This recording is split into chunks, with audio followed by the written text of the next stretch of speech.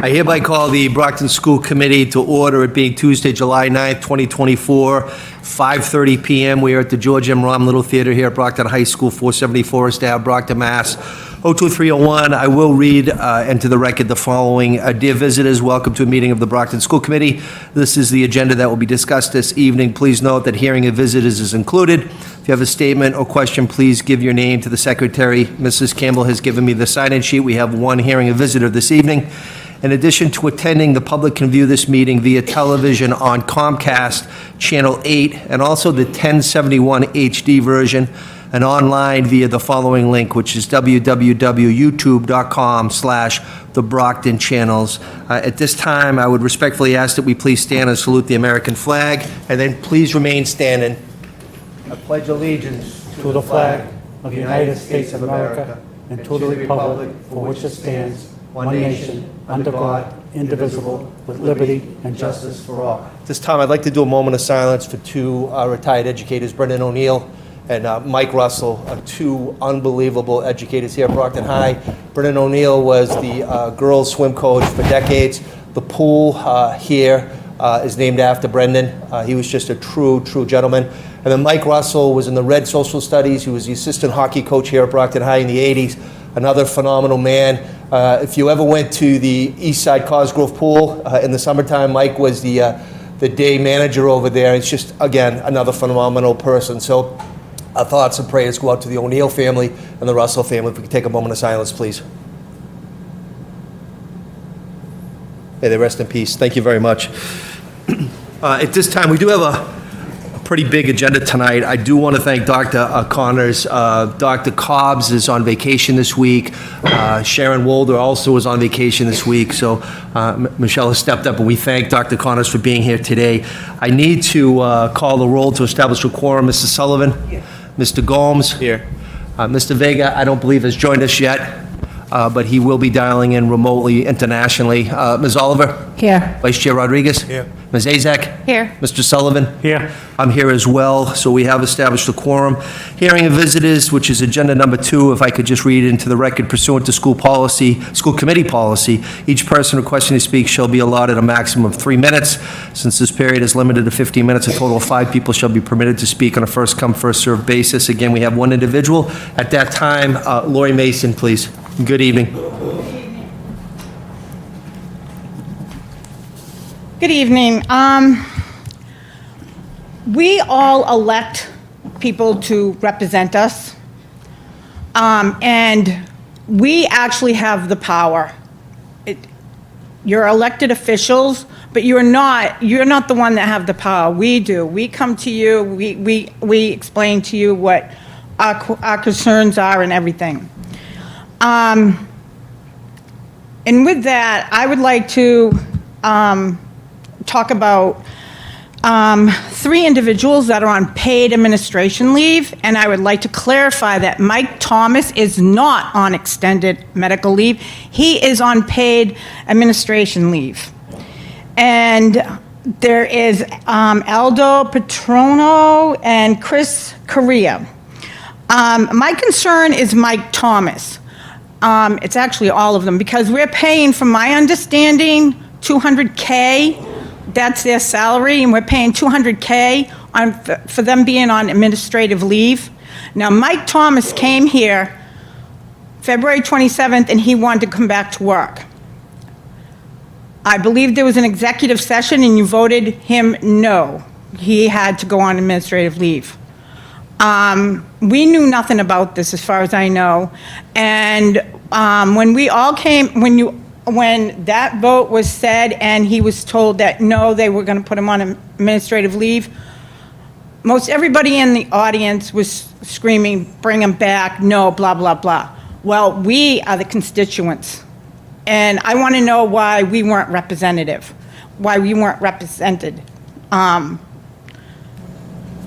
I believe the school committee is doing everything that is right for our children. I believe they are listening to our constituents, but there's 2 people on the school committee meeting that weren't elected, and I believe the elected officials are the ones that are, they're trying to do a good job and do what's right by the students.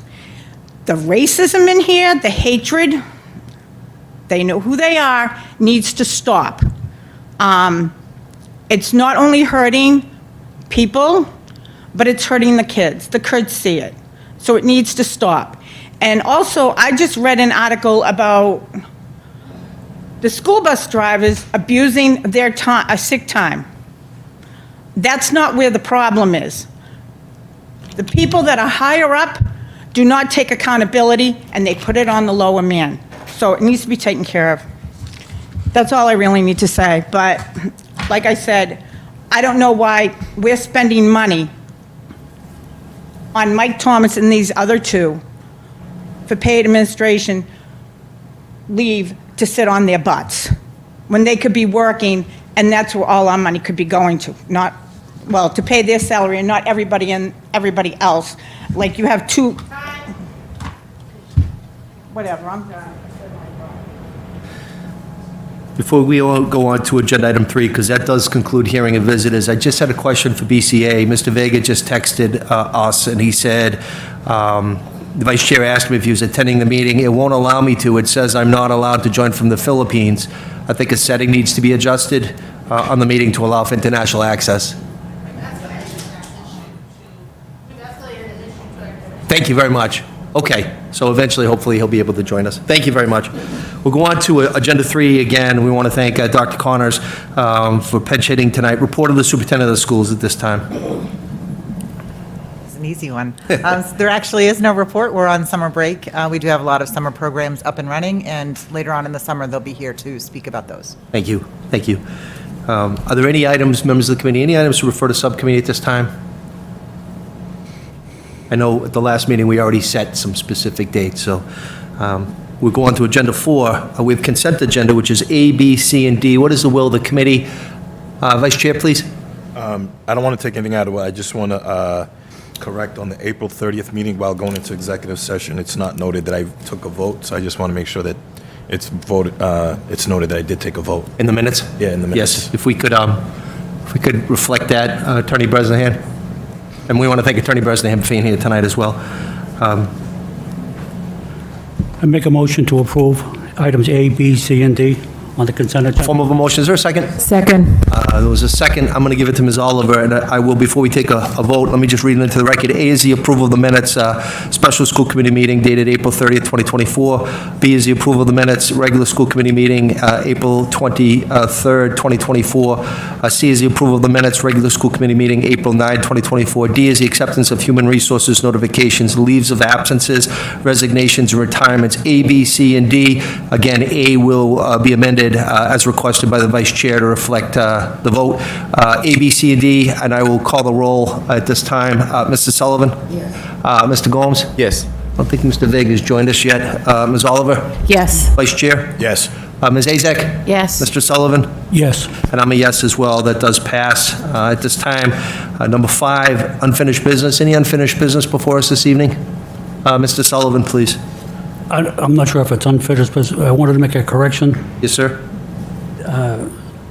Last Wednesday on social media, it was posted that this school committee had picked 2 candidates as superintendent. I'm just correcting it that the school committee did not pick 2 candidates. The subcommittee did, not the school committee. That's what we're here for tonight. Correct. It's the agenda item, which is agenda item number 9. Right, I'm just trying to correct it. Yep. It was put on there that we did it already. Thank you very much, sir. Any other unfinished business? Mrs. Sullivan, please. It was also in the enterprise, too, so it was incorrectly reported that the Brockton School Committee announces when me and Tim knew nothing about it. So, Well, just for point of information, the committee, all of the committee members voted to have a subcommittee to meet with those that were applying, working with Glenn Kuchar, working with Attorney Bresnahan. We had 6 scheduled interviews with the subcommittee. 1 member dropped out prior to that time. We interviewed 5 candidates. We narrowed it down to 3 finalists. We notified the 3 finalists to send it back to the full committee. The 3rd finalist decided to withdraw at that time. And so what we have before us tonight are the 2 finalists before the entire body. Yeah, but the report said that the Brockton School Committee announces. It actually isn't the full school committee. It should have said the interim search committee for superintendent announces. Subcommittee, yes. Yeah. So we can, Subcommittee announces. what we will do is, again, Jordan is our communications for the district for BPS. We will have, and I'm sorry, I never say his last name correctly, but we'll just call him Jordan. We'll have Jordan, and I know Mr. Butler's here from the Enterprise. We'll have him reach out if there's, needs to be a clarification. I know the Enterprise will work with us on that. Thank you, Mr. Sullivan. Thank you. Any other unfinished business? Seeing none, we'll move on. We have number 6, which is new business, and that's discussion and potential vote. Edison Day Academy title change. Vice Chair? Oh, I'm sorry. Dr. Connors. Dr. Connors, please. So, as the committee knows, prior to Edison Day being named Edison Day at Brockton High School, they were Champion High School, and so Principal Burns and her staff have requested a name change with the move back to their own building to go back to Champion High School. And she is here tonight to present the rationale for that, if you'd like it, or if you have any questions for her. Sure.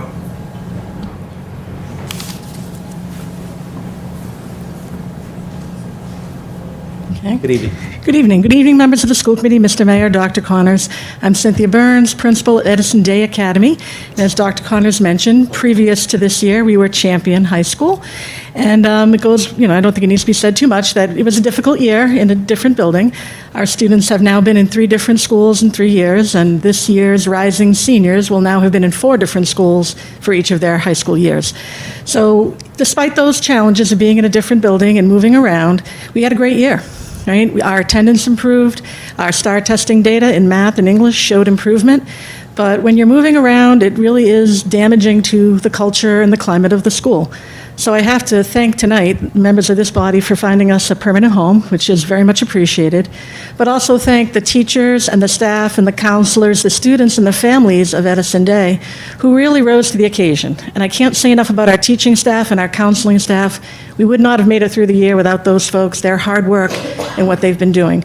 Edison Day is in the middle of a restructuring in terms of our curriculum and how we deliver that curriculum. So this name change would really help kind of unify the staff and the students around this new curriculum and around an identity that shows that they are, an equal footing with all the high schools in the city. So as we finished up the year and we were talking with the students and talking with the staff, letting them know that we were going to move yet again, there was some, oh my goodness, again, but also real excitement about being able to kind of find a permanent home. And one of the things they did come out and ask is, can we go back to our original name?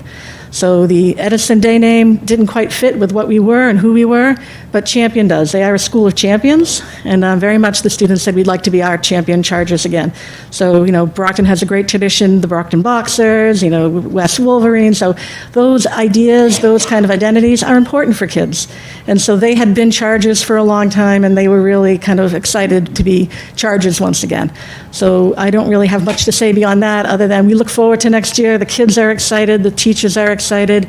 I have some teachers this summer who are going to continue to work on changing the curriculum and doing some really good work around making it a place where all students can come and meet, get the education that they need.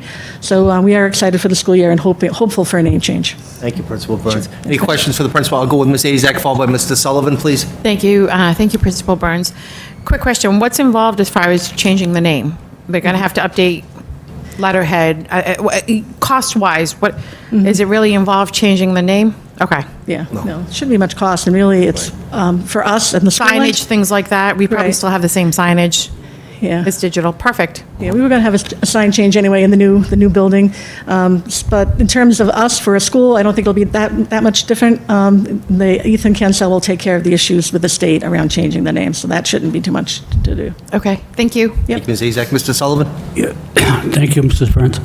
I just wanted to let you, nothing against you, but we have a subcommittee that changes names. This is not the place to bring it in. It's got to go to the subcommittee first, and then it comes back to the school committee. Okay. I'm not sure if you even knew that. Nope, I was invited and I came. For a building name. So building name, we could take a school name. I believe we could take it, but Attorney Bresnahan could correct me, but I believe the subcommittee wouldn't be needed. The membership of the whole could. However, If there's past practice, we're happy to refer it out of here favorable back to the subcommittee, and then it could come back for a final vote. That's what I'm trying to do, but just make a motion that it goes to the subcommittee and because it is a school. It's a pro- Mr. Vice Chair? The subcommittee is only for building naming. We're not changing the name of the building. It's just reverting back from the program name from the school. So we don't have a subcommittee that changes school names. I took it as that subcommittee does change the names. I mean, we could look into it with legal counsel, but we don't have that process. Principal Burns, point of information. Do we have a little bit of time before we have to take the final vote on this? I believe we do. To order stuff and... Right. We're good? In terms of ordering things, Yep. we're all set with that. You okay? Really, Okay. there's the program name going into the building, which doesn't change its name. Okay. Ms. Azak, you had a follow-up? I was just going to say, I mean, is this something we can just suspend the rules and just vote on it as a committee? I mean, it's... Is that the unless form of a someone- motion? Yeah, if a motion to suspend the rules to go ahead and rename the Edison Day back to the Champion High School at the George S. Payne School. Second. We just, the reasoning for my motion is it's summer, we're limited for meetings, and it's, If nobody objects, I'll just, Attorney Bresnahan, do you have any thoughts on this? Not to put you on the spot. Lawyer to lawyer, I don't like to do that, so. No, it's okay. I'm not familiar off the top of my head with Okay. the policy that Okay. Mr. Sullivan's referring to, so I'd have to review that. But it sounds like it's been stated by some that if the policy is limited to changing the names of buildings or naming buildings, and this is not that, this is not a building name, then this would seem to be outside of the subcommittee's purview. But I would need to review the policy to give you a formal opinion on that. So we have a motion, it was seconded. Just on the motion as chair, I will be calling a special school committee meeting next Tuesday. The vice chair and I have talked about this, so, not to kind of poo-poo this if we want to move forward on it, but just to let you know, we do have another week if we needed to kind of dot the i's and cross the t's. But there is a motion, it was properly seconded. Well, thank you. Jorge, good evening, Mr. Vega. It's probably not evening where you are. Is it Good evening. morning? Sorry about that. Can you hear me? Yes. What time is it where you are, Jorge? It is about 6 a.m. where I'm. Good morning to you. Good morning. Thank you for joining us.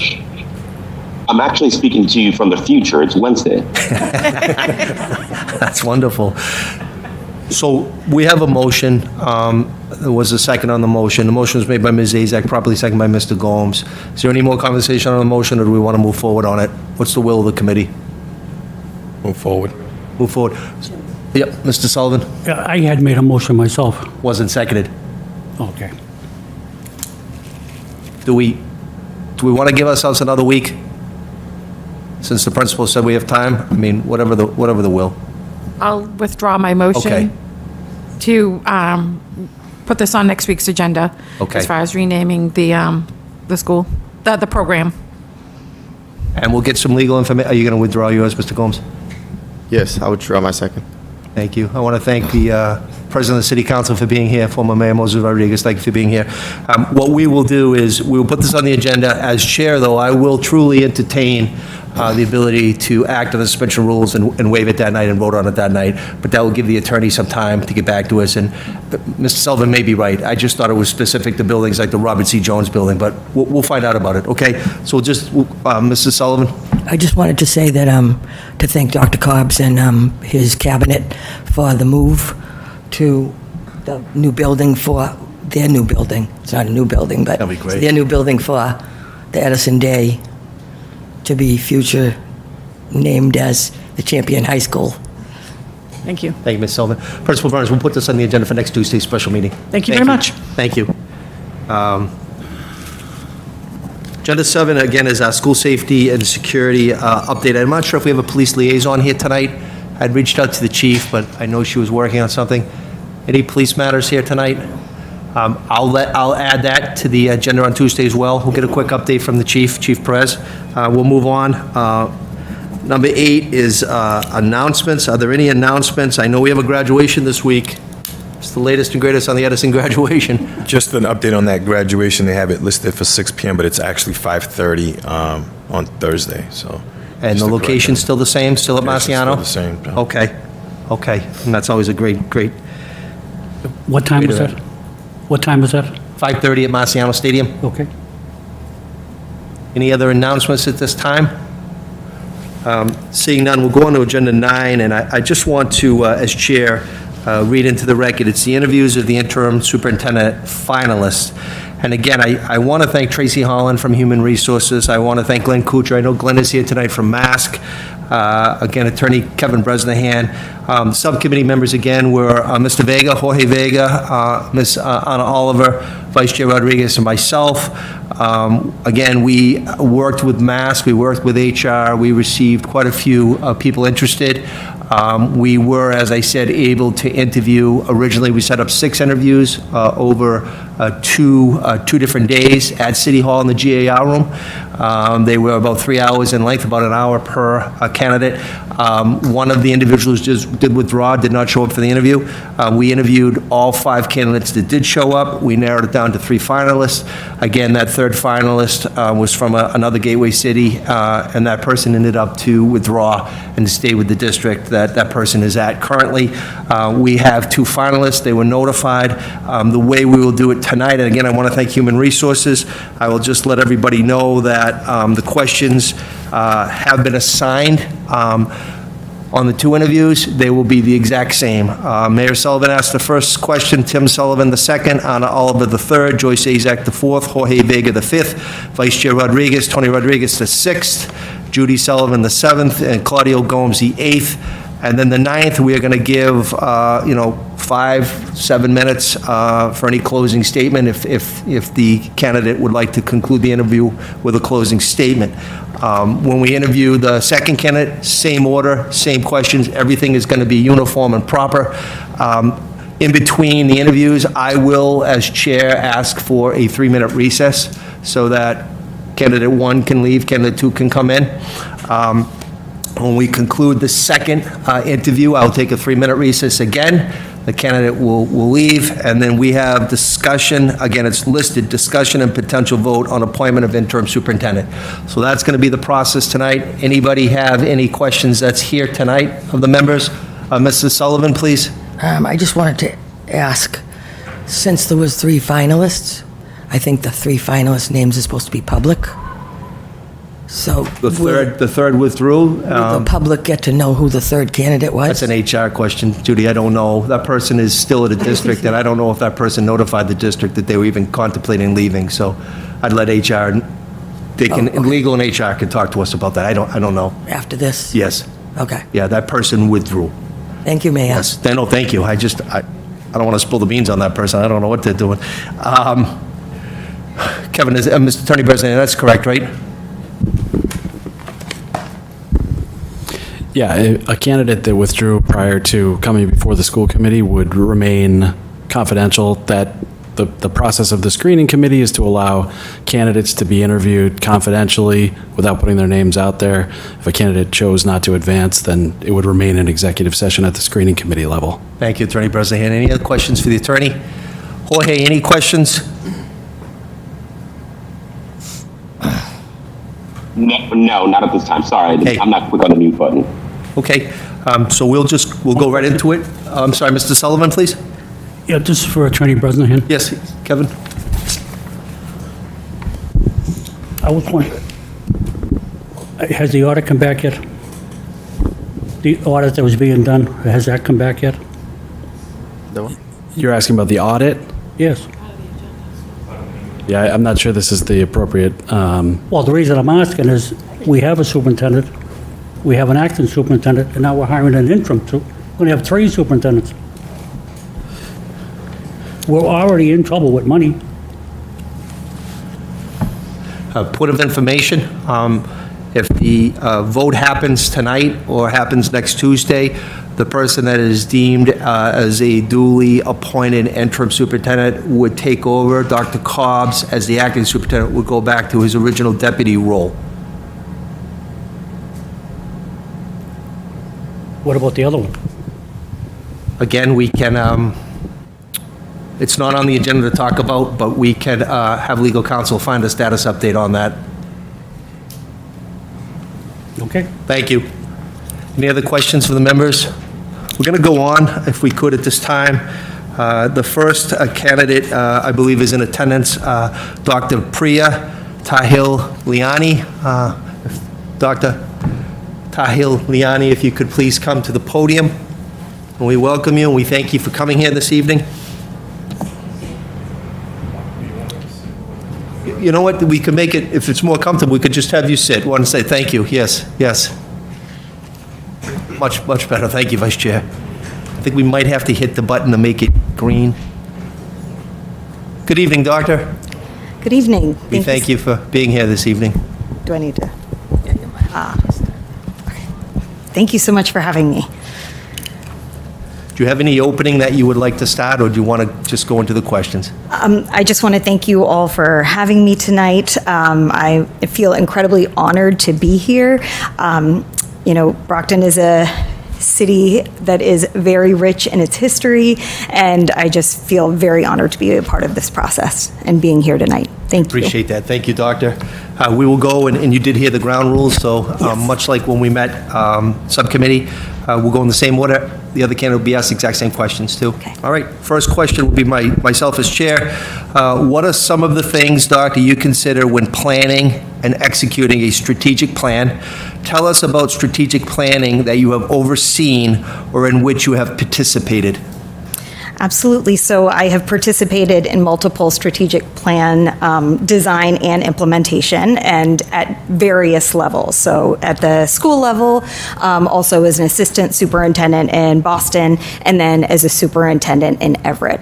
The most recent strategic planning process that we underwent when I was in Everett is that we actually got to have a more collaborative process where we had all of the schools work with their instructional leadership teams and bring forward the priorities that they had identified as schools, also look at their data and identify what were the areas they wanted to prioritize.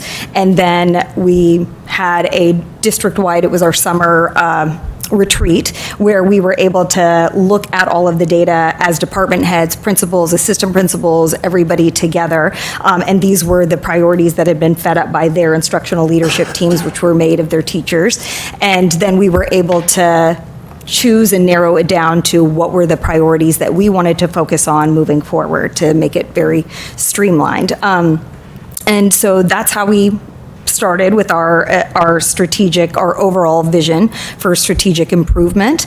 And then we had several different areas, and then we moved to the action step process. So then you had action steps, you had owners, due dates, and I think it was a very helpful process to be able to include everybody in that. So everybody was on the same page, and we all had the same vision and the same understanding and the same language. And then it comes down to the hard work of, is that the answer bell? No, there's sorry. no answer bell. No answer bell, sorry. Okay, so, and then it comes down to the hard work of implementing and then coming back and monitoring to make sure that we were staying on target. Perfect, thank you. And I was remiss, I'm sorry. Judy Sullivan is one of our school committee members, Claudio Gomes, Anna Oliver, Tony Rodriguez serves as the vice chair, Joyce Azak, Tim Sullivan, Jorge Vega is overseas right now, but you met him during the subcommittee, and I'm the mayor/chair. So again, thank you. This time, the next question is asked by Tim Sullivan, please. Pronouncing your first name, was it Priya? Priya. Priya, okay. This is a two-part question.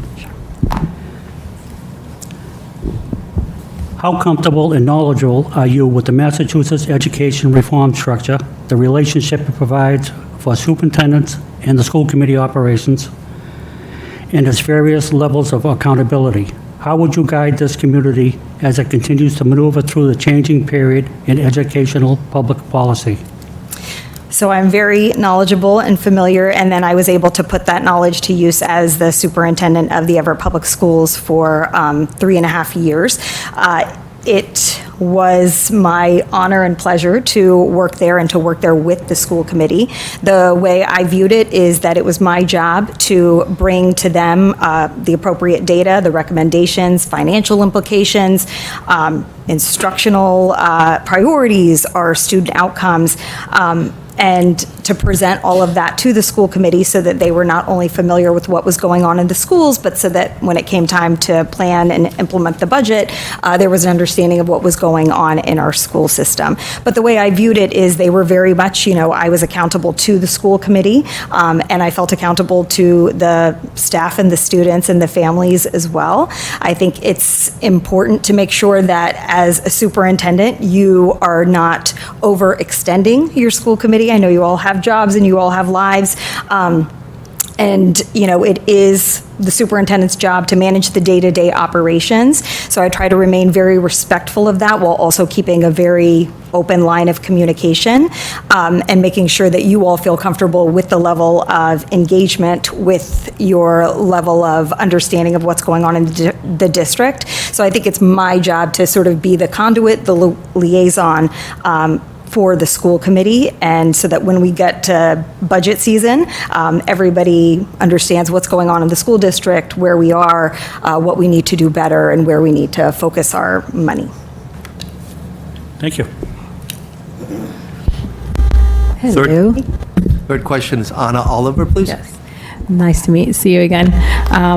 My question is, as a new leader in a district with turnaround schools, how would you develop an effective system for monitoring and reporting continuous improvement? How would you ensure that the school improvement plans are monitored and adjusted and the result in positive trends in meeting students' performance standards? Absolutely. So I think the first step, and one of the things that I've been doing, is trying to read all of the material that is available. I've been watching your meetings. I've been looking through the documents that are publicly available. And so I think one of the first things that would be the interim superintendent's job is to make sure that they are diving into every single one of those school improvement plans, the current strategic plan, which I have been able to read, and to look at the data for each school, which I've been able to look at on the Department of Education website, but in a more detailed fashion, obviously.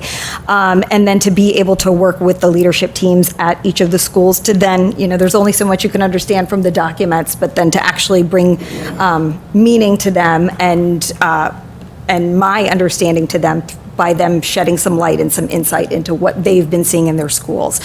So they're already, schools are very good at making sure that there are systems in place in order to monitor their benchmarks, in order to make sure that they're meeting their instructional priorities. So I would want to make sure, too, that once I'm familiar with all of the different school improvement plans, that I then understand the systems they already have in place and how they feel that they're working, and I can support and enhance them. But I also don't want to unnecessarily, mess up a process that's already working really well. And I think it's really important for schools. Again, the school leaders, they are the experts in their building about how their building is operating, the educators in their buildings, the students in their buildings. So I think it would be very important to listen to each of them and get their understanding of where they feel like they are right now and where they want to go and what are measurable outcomes or measurable checkpoints throughout the school year that we could achieve.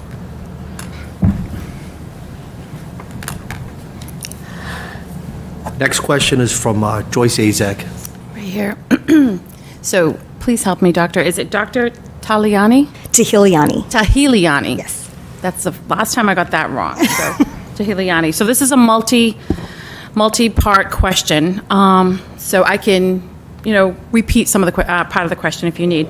So please give us some examples of how you have worked with principals and administrators to improve their performance in the following areas: being instructional leaders, improvement of administrative performance, knowing how to interview, hire, and retain quality staff, working with parents and community, working with faculty and colleagues in the school district.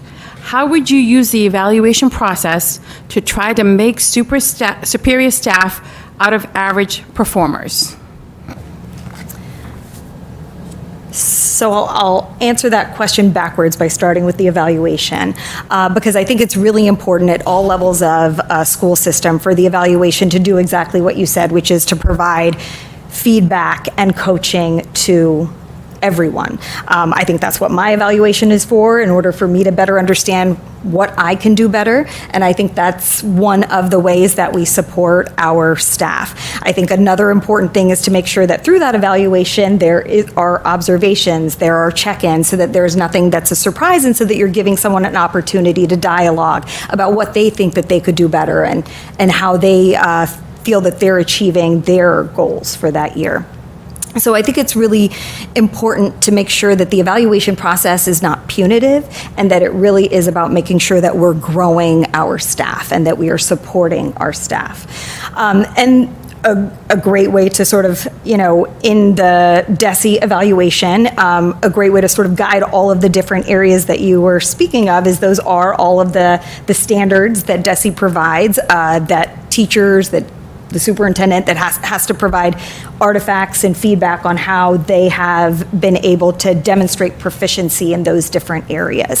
So in order to work with principals to do that, I think it's really important that I model, in an evaluation process for principals, what I'm hoping that they will do with their own staff.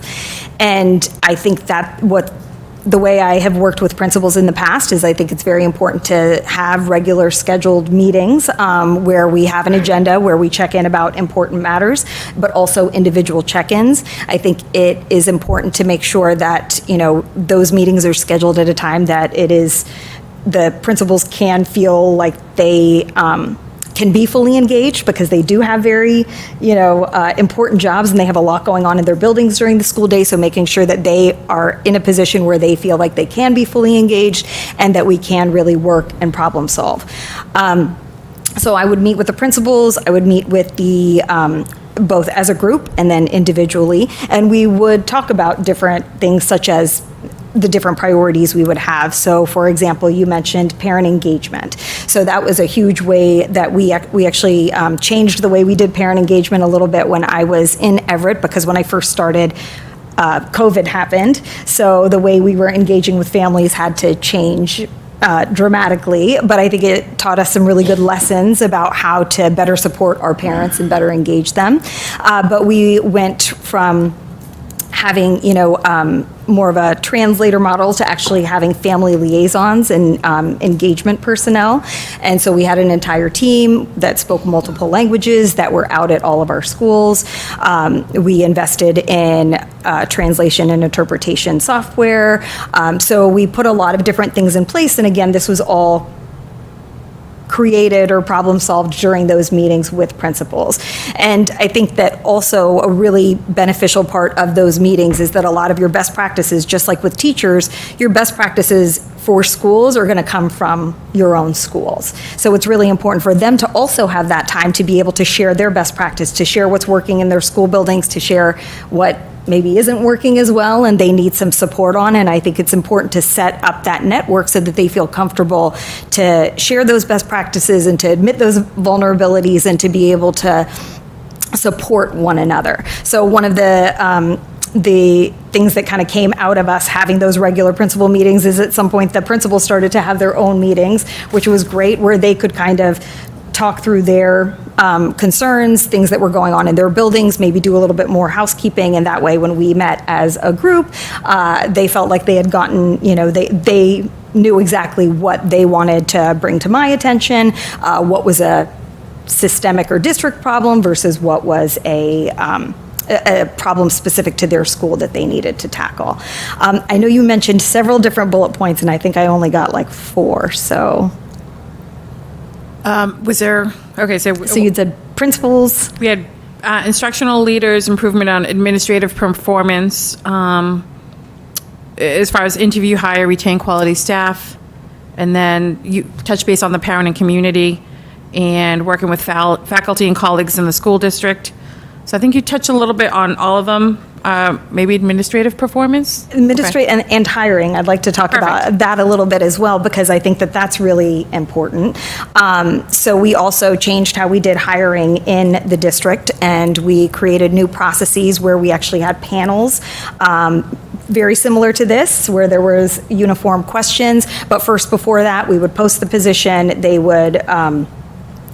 would be a group that would score using a rubric and then determine who was coming in for interviews. There would be a panel of multiple stakeholders, and depending on what the position was, if it was a principal, there would be teachers, there might be family members, there would be students. And so that group would then do the interviews and then come up with their final determination.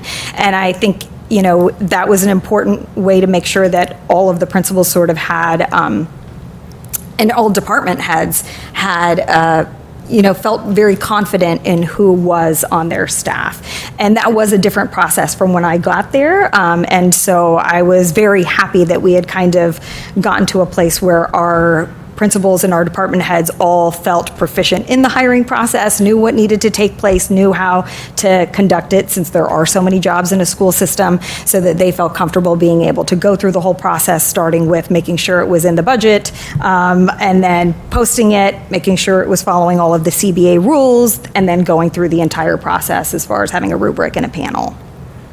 Thank you so much.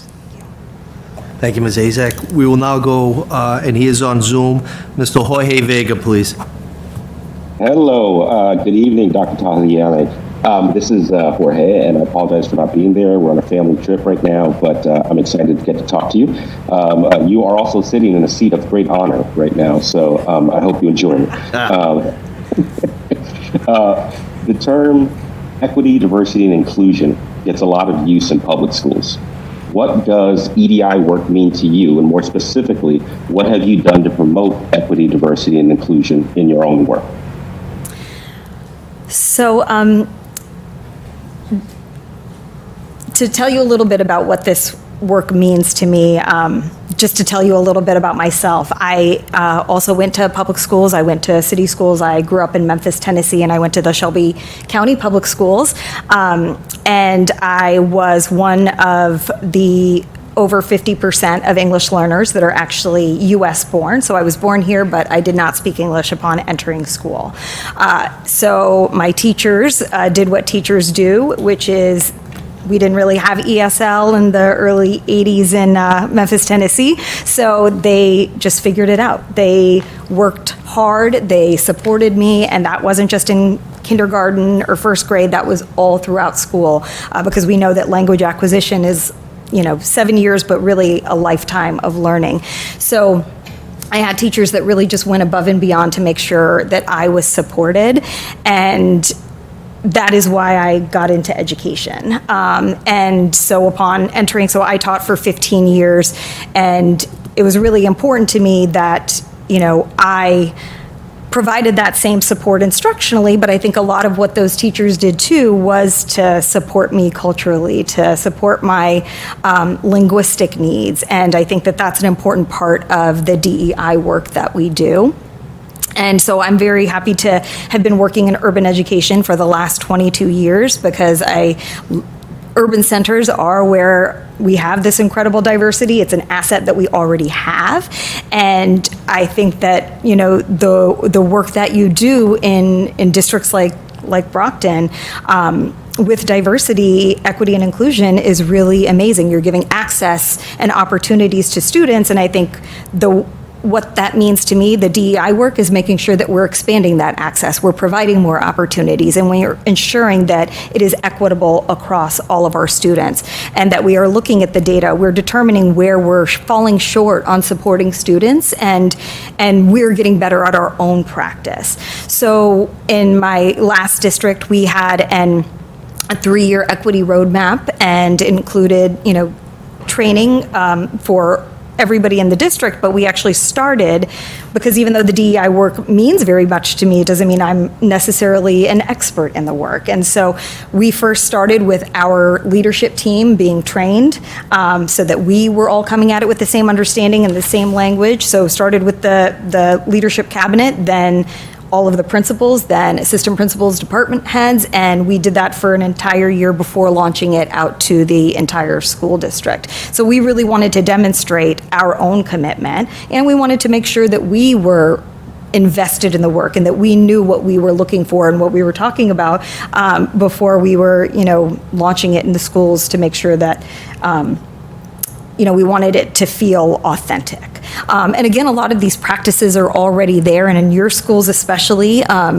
The first time I actually ever came to Brockton, I was coming to your global studies school, so the only school in the U.S., right, or definitely in Massachusetts, with 3 different languages being taught, which was an incredible experience. So I was coming in from Boston to see that model because we wanted to see if we could achieve something similar, which we did not. So again, kudos to you. I'm sure they're still working on it, but the things that you have accomplished here, again, that is an example of a huge point of access and an opportunity that you are providing to students, all students, that demonstrates a real commitment to DEI work in a way that's authentic and not just about saying the words or checking off boxes, but really promotes their success out into the future. And that's why it means so much to me, is because I feel like that's what my teachers did, is promote my success into the future.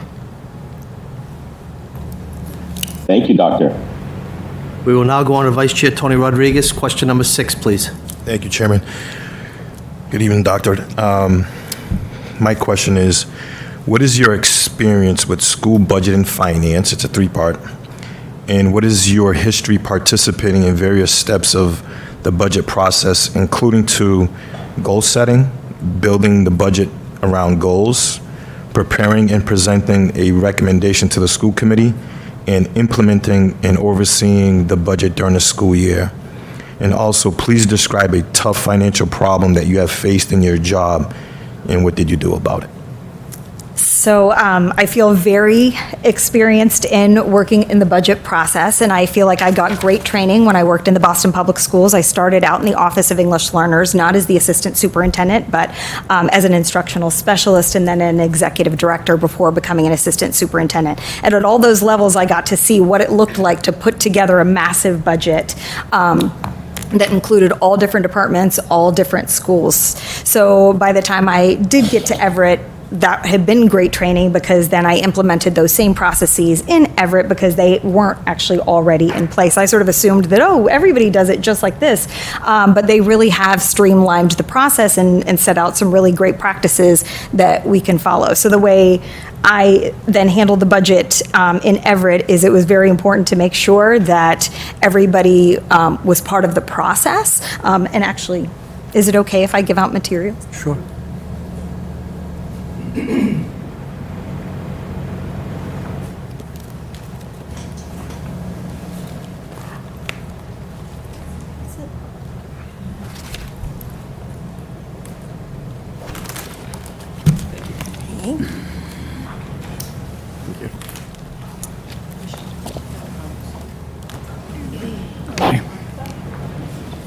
Right, so I have extras if anybody wants them.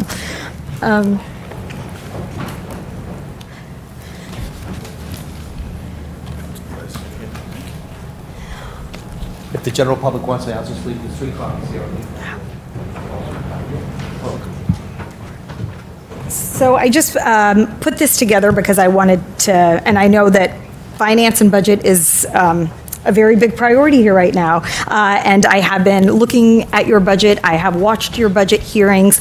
And I will say that I commend all of the hard work that has gone into, getting to a better fiscal place over the past year. I know it's taken a lot of meetings, a lot of work. So if you go to page 8, I kind of wanted to map out the way I handle a budget process. And so it starts with the initial review. So we look at the overall overspend and underspend of the district from the year before, look at our spending trends. We do a staffing and enrollment analysis. I know you guys are working with Open Architects, and they actually worked with us in Everett to create projection and enrollment dashboards for us that were more accurate, because that really helped with building our budget over time. Then we'd have our budget sessions with our schools. So all of the principals, and they would come with their leadership team, and we would go through their needs when it came to supplies and personnel. We would do the same thing with the departments. We also then made sure that we had our town halls and got community input or put out surveys, depending on, what was the best access point for the community. Then we would do a leadership team budget review. So then I would often invite school committee members, again, not to take too much time, but here's when we're having the sessions, if you want to come and see what we're doing, how we're doing it. And then we would do the presentation first to the school committee, then the city council. We would adopt it, and then what is, I think, the most important is making sure you are then implementing it and monitoring it. So on page 9, you'll see sort of how we worked out the budget plan. So when we were meeting with the schools and the departments, this went out to them first. So they'd be able to sort of look at their spending from the previous year. They could determine if they wanted to continue an expenditure, eliminate it, expand, or decrease. And again, these are just the recommendations. They're just to get everything down on paper so that once we get together, we can have these discussions. And then also you'll see that we made sure that we identify what the funding bucket would be for it, but that we also were tying it directly to our strategic plan and to the expected outcomes that we wanted. So that way it was a great opportunity too, when we were having these meetings, to not just go through, the budget isn't just numbers, it's a demonstration of what your priorities are, to see how well we had met our priorities from the previous year. If we had invested a lot of money in a certain priority, we wanted to see what were the outcomes, did we have them, and if we didn't, how were we going to, course correct moving forward. And so also, just like later on, there are some slides that show sort of the training process. It's really important to make sure there are a lot of systems in place, because a budget is really not only complicated, but you need to make sure that everybody is following the same system, that everybody knows the procurement process, that they know they need to put in a purchase order before services, these things that all of the department heads need to know. And then as much as possible in the expenditures that we're having over and over, to really streamline processes to make it that much easier. So having a very streamlined process for field trips, for example. And the more processes we could build in, the easier it became for everybody to make sure they were appropriately spending their budget on what they had originally identified they were going to spend their budget on. And then meeting regularly in order to check in, to see how we were doing throughout the year, what we were spending down, what we were not, and why. And so you'll see on the next two sheets too, these are like some of the request forms that we created over time. We created a new procurement manual as well. Again, in the 3.5 years that I was there, it was really important to build out all of these systems, so it took a lot of time. But I'm very proud to say that we, did not overspend. We spent our budget exactly. And that was even in the case, to answer your last question about a challenge, when I first got there. So I was in my 9th day on the job when I had to close the schools because of COVID. And so that was certainly a challenge, but the real challenge that came after that was, before the ESSER money came, we had to cut $5 million from our budget. And I'm new to the district, so, that's a very difficult task for somebody who just came into the role. So, but it was a great opportunity for me to start meeting with stakeholders, for me to work with the union, and to start identifying, okay, where are areas that we can cut, and that's a significant amount of money in our budget, to cut the budget without cutting services to students and without cutting any direct services to our students, which were going to be even more critical in a time where we were doing remote learning. And so I am proud to say that even with those $5 million of cuts, we were able to identify a lot of redundancies, inefficiencies, areas where we could cut, but we did not have to cut any teachers. And if anything, we actually got it to add teachers. So I was very proud of that process, but I think that it was the result of a lot of meetings and collaboration between myself and then all of the people who knew way more than me, which was everybody, and making sure that we were making the right determinations. Thank you, Vice Chair. I will go now to Judy Sullivan for question 7, please. Good evening. Good evening. Special education is a particular challenge because of the complexity of rules, service needs, and student and parent concerns. When you assess the effectiveness of your special education programs, what are some of the criteria you use? Tell us about a problem or challenge you have addressed involving special education and how you work this out. How have you looked at ways to contain costs, and how have you balanced the needs of students with the physical responsibility to the school department? So special education is an incredibly complicated department, and it comes with a lot of different funding sources. So it is definitely and as you mentioned, there are a lot of moving pieces. So you have a lot of parent concerns, you have a lot of compliance, but I think that some of the challenges, or what I'm looking to assess, is looking at referral rates, to look at, and I was looking at your numbers. I know you've had an influx of students that require services, and that also you do have students who are going out of district. So looking at numbers like that about who are the students who are here, who are going out. I know that, and I applaud the fact that my understanding from watching a meeting is that the goal is to eventually bring some of those students back. But sort of looking at the spending in that way, and the way that you all have been doing, I think is really important.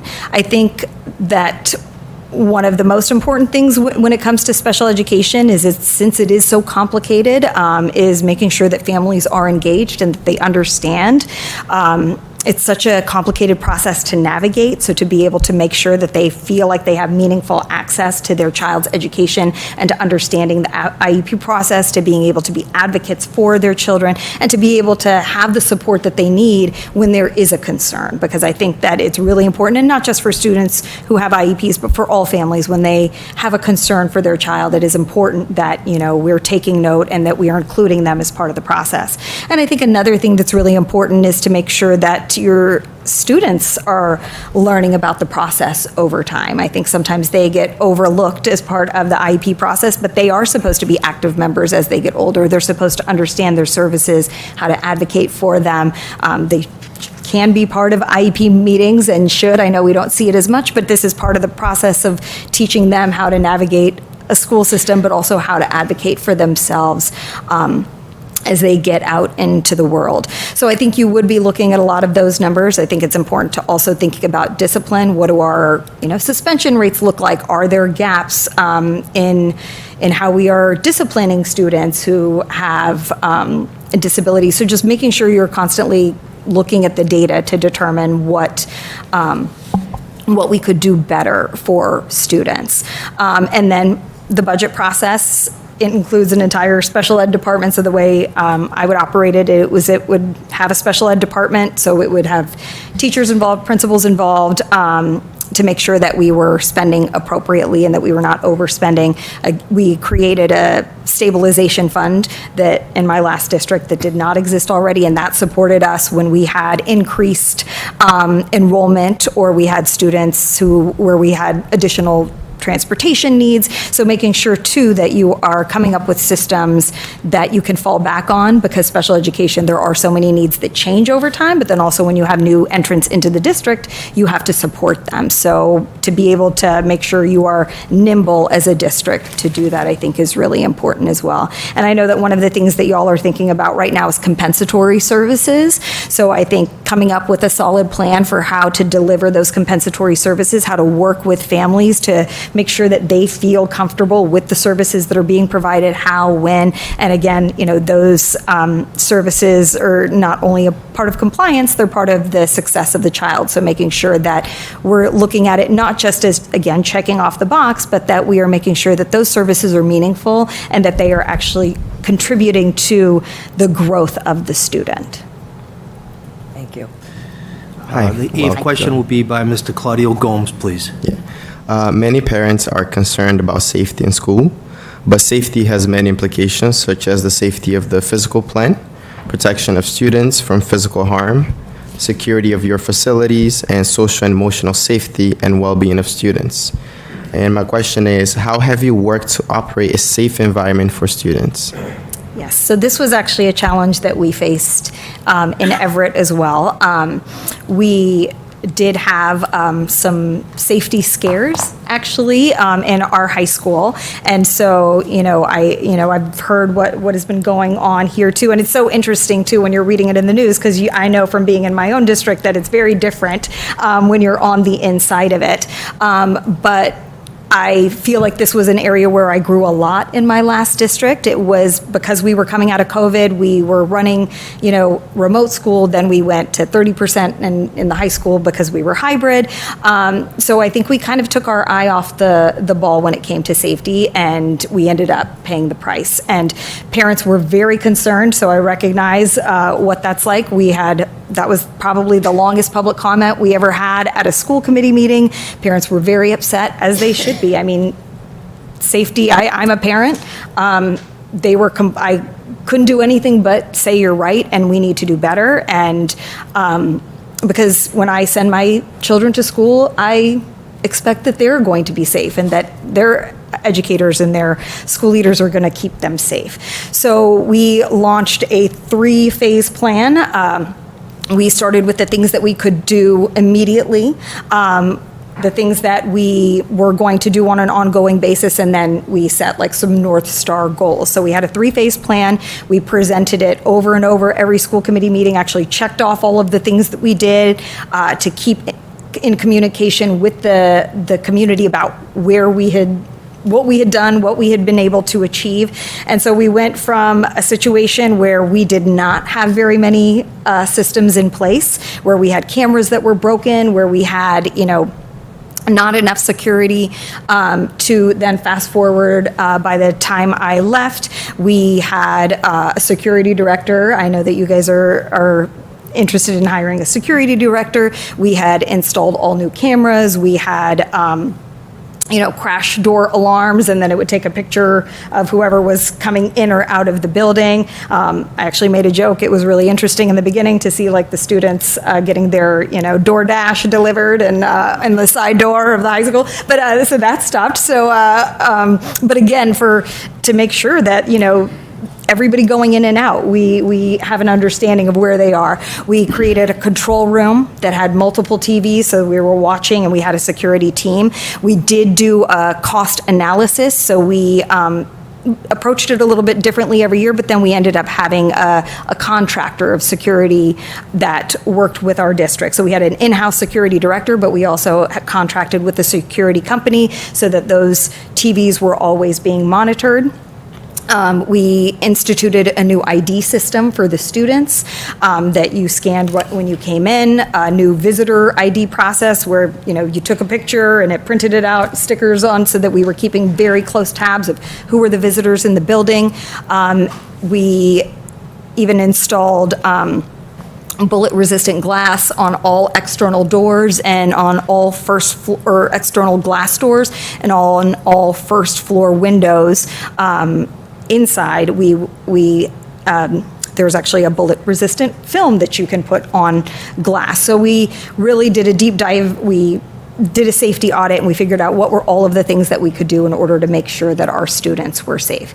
So that supported the physical safety, but to answer your question, there is a lot that goes into safety. It's not just about making sure you have the right security, but it's also making sure that you have the right people in place, the right system. So we actually created a position called a student success coach. And so these positions were meant to support students and to create relationships with students throughout the school. So not a guidance counselor, but somebody who was just a touch point. So community members who really knew the kids and could be supportive, so that when students were out in the hallways when they shouldn't be, it didn't come from a place of get back to class. It came from a place of knowing who those students are, knowing what they're avoiding, knowing how to be able to support them. So not coming at it from a punitive place, but making sure that we're actually using those opportunities to build relationships with students so that they feel like, this is an environment where not only are they safe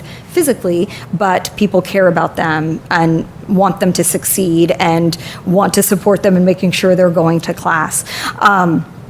And there was one more point of your question. Do you mind rereading it? Sorry. Yes.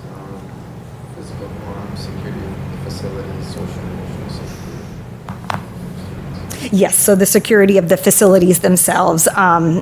And, as you all know, as school committee members, you do have to make sure that you have your capital improvement plans, that you're keeping abreast of all of the things that you need to monitor in your school, and that comes from daily work orders to long-term improvements. But making sure that, yes, your facilities are completely safe for students is critical, and to have not only a long-term plan, but to have contingencies for when things come up and you need to fix them immediately so that students are safe, so that you have the ability to do that. Thank you, Mr. Gomes. Well, that concludes the aid school committee interview questions. And at this time, as I said at the beginning, we will ask Doctor if you have any closing statements at this time or any information you'd like to share in addition to what we discussed tonight. So I just want to thank you again for having me. I am so honored to be here. I have been, trying to do as much homework as I can, watching your meetings, reading your literature, and what I will say is that this is an incredible city, and there is so much pride in it, and everybody is working so hard. And I know it's a time right now where there is, some concern and some tension, but I have been really impressed with how people have sort of come together to be able to support the schools, to support the students. It's very clear that everybody does have the same end goal. And so in my perspective, in applying for this position and being an interim, it would be my priority and my goal to be able to support that stability, to be able to help build systems that are going to be sustainable into the future, so that Brockton continues to be the amazing city that it is. And, I know Brockton has won one of best high schools twice in U.S. and News World Report, and those are the kind of accolades that Brockton can and should have and has had in the past. And already there are so many amazing things. I was reading about your robotics program and all of the amazing things that are happening in these schools. So to really make sure that the students get to shine and that the staff feels empowered and feels they already feel very proud to be here, but to know that they are in a place that is stable and that their jobs here in Brockton are secure and that they can continue to do the work that they love. Well, we want to thank you, Dr. Tahil Liani. At this time, that concludes your interview with us. We thank you for coming here. We really thank you for your interest in this position, and we wish you a good evening. Thank you. Thank you. At this time, school committee members, I'll take a 3-minute recess, please.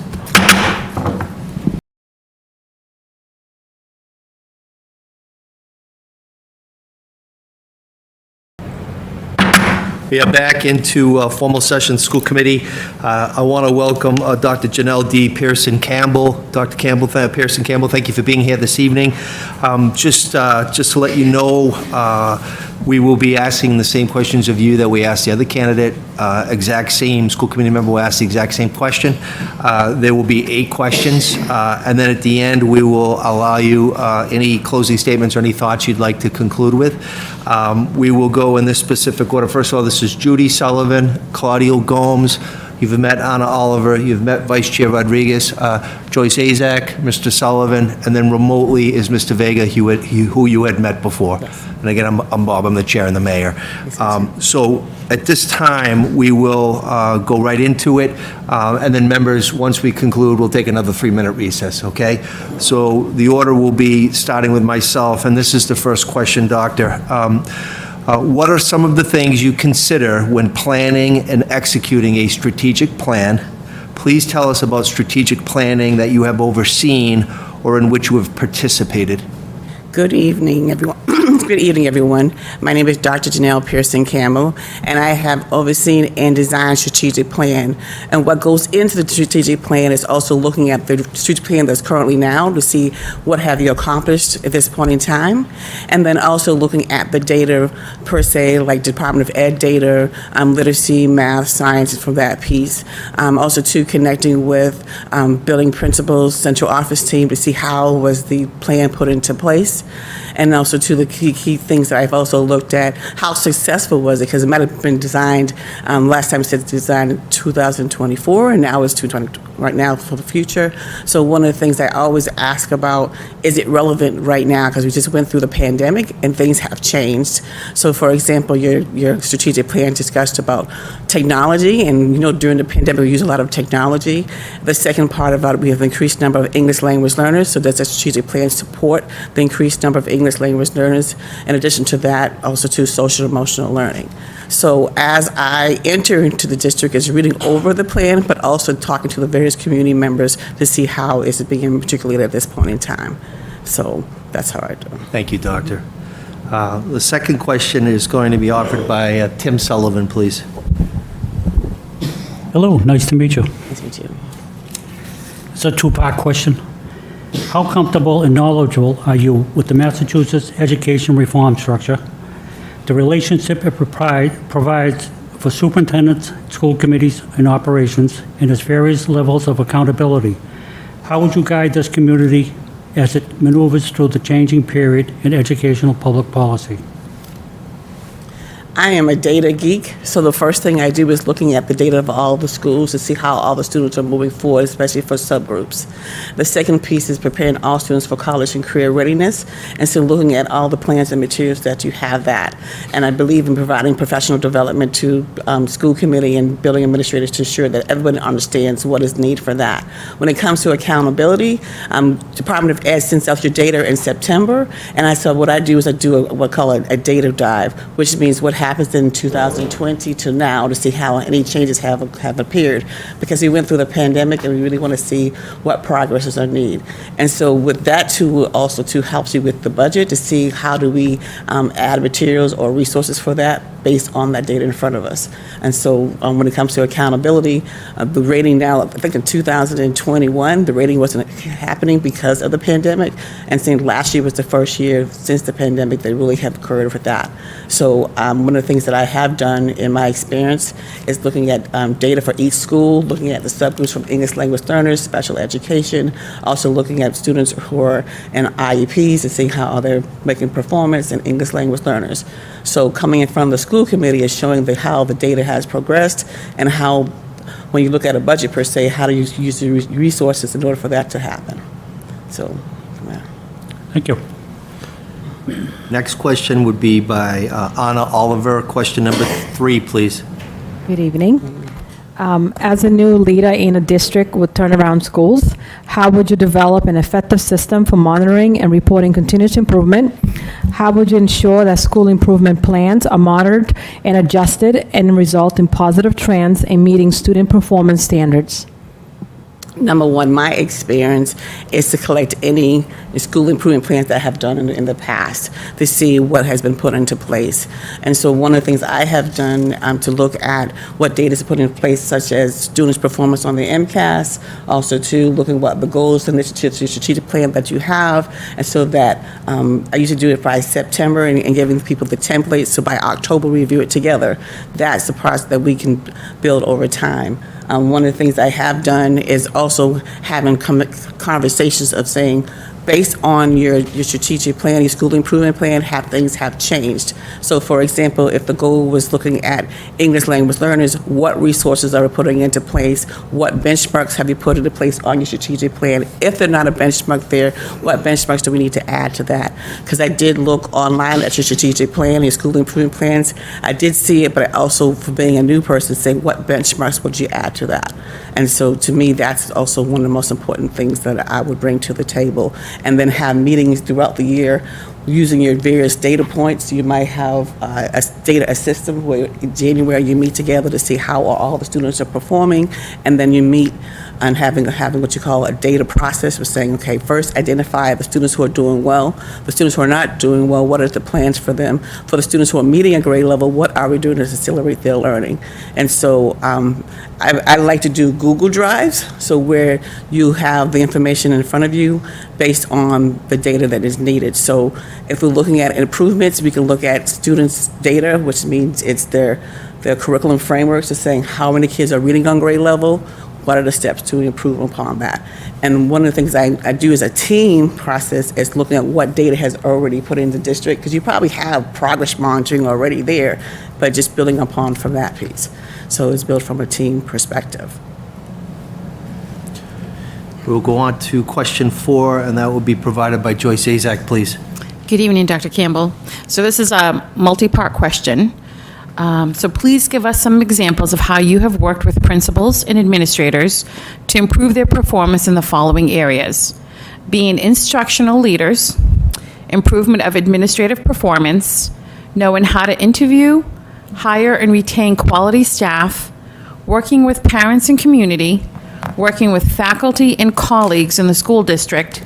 How would you use the evaluation process to try to make superior staff out of average performers? Okay, I'm going to start and And I can always repeat the parts of the question. Okay, so the first one I'm going to talk about is training principals. So one of the first things that I have done is do what you call an onboarding for all my principals to look at what is expected of them from using the rubric guide from the Department of Ed, so they know what the indicators look like. So the first one talk teaching and learning. So one of the things that I have done for training is bring in what does the Massachusetts framework looks like for curriculum for all principals, because when you go into the classroom, a teacher's expecting that you know what the curriculum frameworks look like. The second piece for teaching and learning is like what curriculum maps that you have for the building principals, so that it's the same type of conversation piece from there, so that when you sit down with building principals and the classroom teachers, they know these are the things that we're expecting this week. The following week, we're going to be reviewing all the information. Please bring this to the meeting. One of the things also to that is when you meet with classroom teachers want to know, are you going to be a partner with that? So one thing I work with building principals to say, what does your professional development plan look like for your building all year long? So the first piece we talk about teaching and learning. The second piece we're talking about managing of the building. The third part is about community engagement. So when I work alongside with building principals, every time that I meet with them, I would send them and say, this week we're going to be focusing on community engagement. So during our meeting times with each other, we will talk about what does community engagement look like in your building and what does your evidence look like. And so they can say the same conversation with the classroom teachers, and that you're modeling that. And then also too with the building principal, what does their data tool look like to support the building classroom teacher? So I'm a classroom teacher first, who happens to be a superintendent. So I believe in showing and modeling along with the building principal with we call walking talks, so that we can go into the classroom and see what do you see in the classroom and come back and sit down and have a conversation and build that upon each other.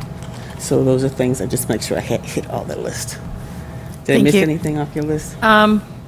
Believe you, how about, did you cover the evaluation process? The evaluation process. So one of the things that I work with building principals is to create a calendar for the year. So you identify the teachers who are new to the building, because it depends on different union contracts. They might say 2 observations, 3 observations, so that they can create a calendar for the year when they're going to observe, when the time they're going to have time to write up the observations, so that they can plan, organize their time, including managing the building. Because a lot of times principals saying, how am I going to manage the building and do evaluations?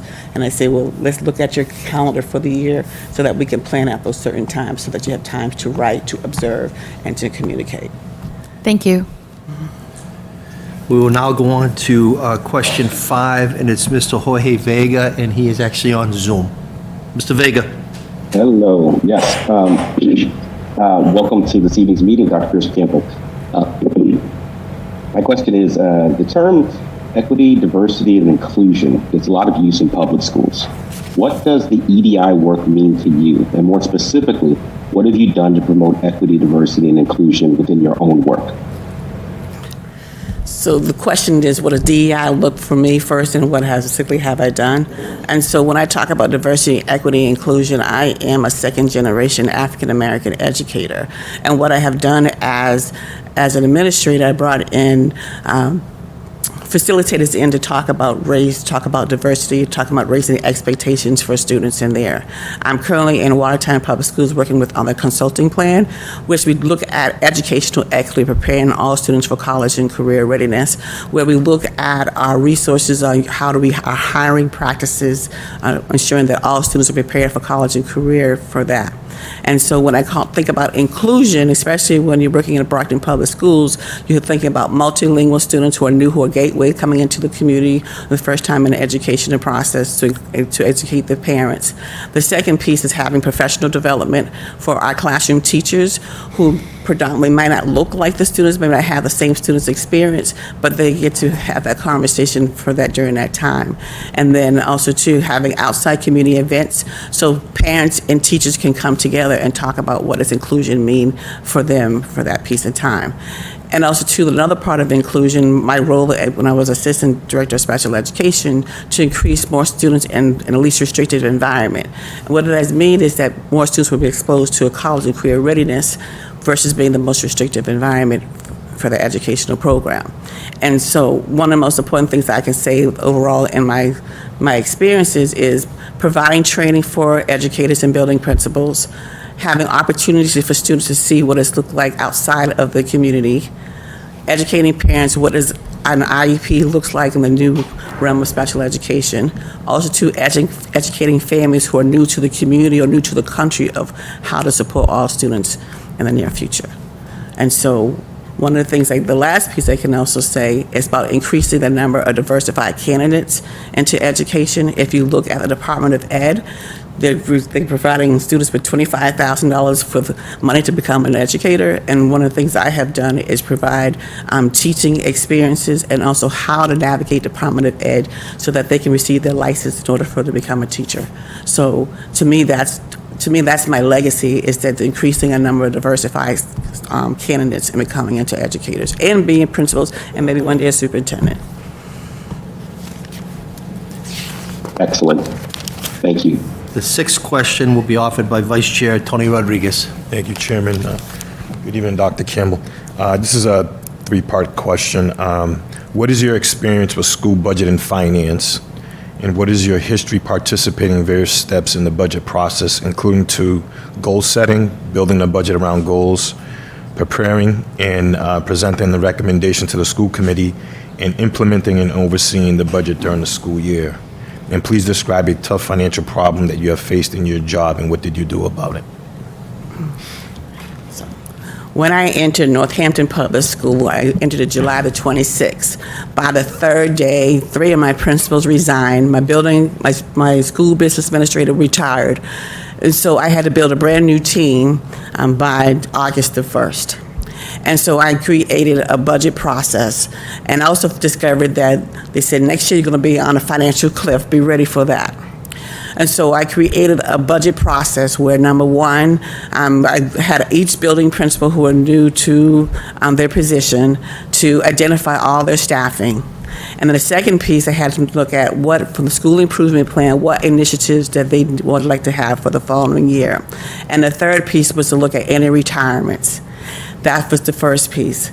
The other part of my process was working with the city side to see what funding would we receive for the budget for the following year.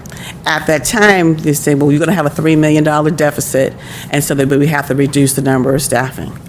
So each month we have what's called a school business meeting, and what I did was I provided a presentation to the school business meeting where I identified this is the budget cuts that we will have for each school if this happens, and this is how the impact of the budget. So what I did do was I sent an email to all the families and saying, based on this budget, these are the goals for the year. The goal was to ensure that we have qualified staff for next year. Also, too, based on our data, that we need to have more interventionists in our program. The way that we did it was I had a presentation each month. I would meet with the school business administrator and show what the amount from our grant lines, from our Chapter 70s, and from the city side. By the time I got to December, my school business minister came on. I hired somebody in October. By December, we had a budget freeze because the budget freeze prepared us for the following year. So we looked at each budget line to see how we could have savings. So we realized that in our budget lines that we could save money in our grant lines.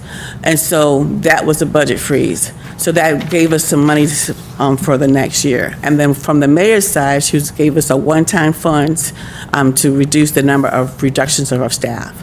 And so what I have done is, in my experience working as a team member, is sending emails to the community, into the newspaper, and saying, these are our goals this year. So our goals were to maintain staff, to ensure that we had interventionists because we just came back from the pandemic, and also to ensure that we have quality staff as we move forward.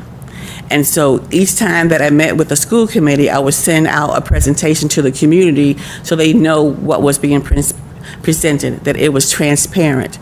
So that by the time we got to June, and the city side said, you don't have to give us everything because we followed you with the budget process.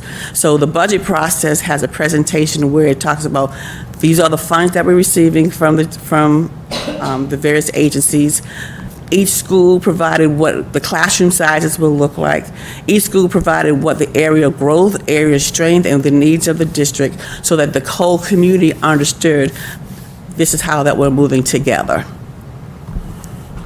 And so at the end of the year, I can say my school committee sent me a card and said, thank you for navigating, because when you're coming into a district, you're not expecting that everybody's going to leave you. But I can say that whoever I hired and came on, that we worked together on behalf of the students in the community. Question number 7 is going to be provided by Judy Sullivan, please.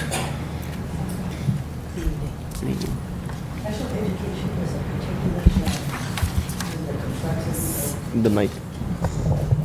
Special education is a particular challenge because of the complexity of rules, service needs, and student and parent concerns.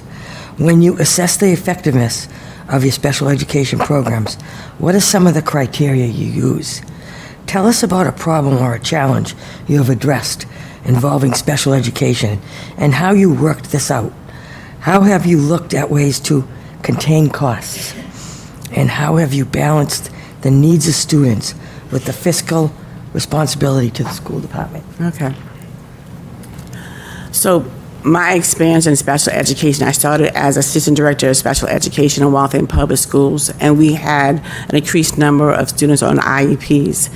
And so the first part of the process that we did do was looking at the data to ensure the kids were being placed in special education and given the services that they needed.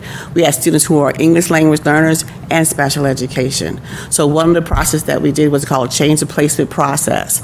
And in the change of placement process, it looks at data to see have the students received the curriculum frameworks, are they new to the country, looking at the disabilities, are they putting in speech and language disability when they're just new to the country to have received the access services. In addition to that, providing professional development for the classroom teachers, building principals, the assistant director of special ed, also to the superintendent, so that it was a team process. As a superintendent in Northampton Public Schools, we looked at the IEP process and who was designing the IEP process. So we realized that it's almost like having two different people, two different translations. So what we did do is, instead of having two people in one area, we had one person who was in charge of the IEPs that make sure that they're consistent throughout. In addition to that, we also looked at our resources. So past the pandemic, we realized that some of the students needed reading resources, so we connected with the teaching and learning, English language learners, and special ed, using those resources together, not one department, so that all students would be having that support. Another part of the process that we also looked at was the training of our teachers. So we did an analysis of seeing what teachers' license that they have. So one of the things that we looked at is, do they have a reading license? So for example, although you might say special education, you also have to look at, are they Orton Gillingham trained, which means there's a systematic reading process. So what we did do was provide professional development for our staff so that we increase the number of students increase the number of teachers who had Orton Gillingham trained, and with that allows more students being receiving services that didn't have to be in special education. So that was part of the process. So coming into the district, I would also look at what your tier support looks like, what is your resources looking like to support English language learners, special education, and what does your curriculum maps look like, what are your district accommodations. But that is a team effort.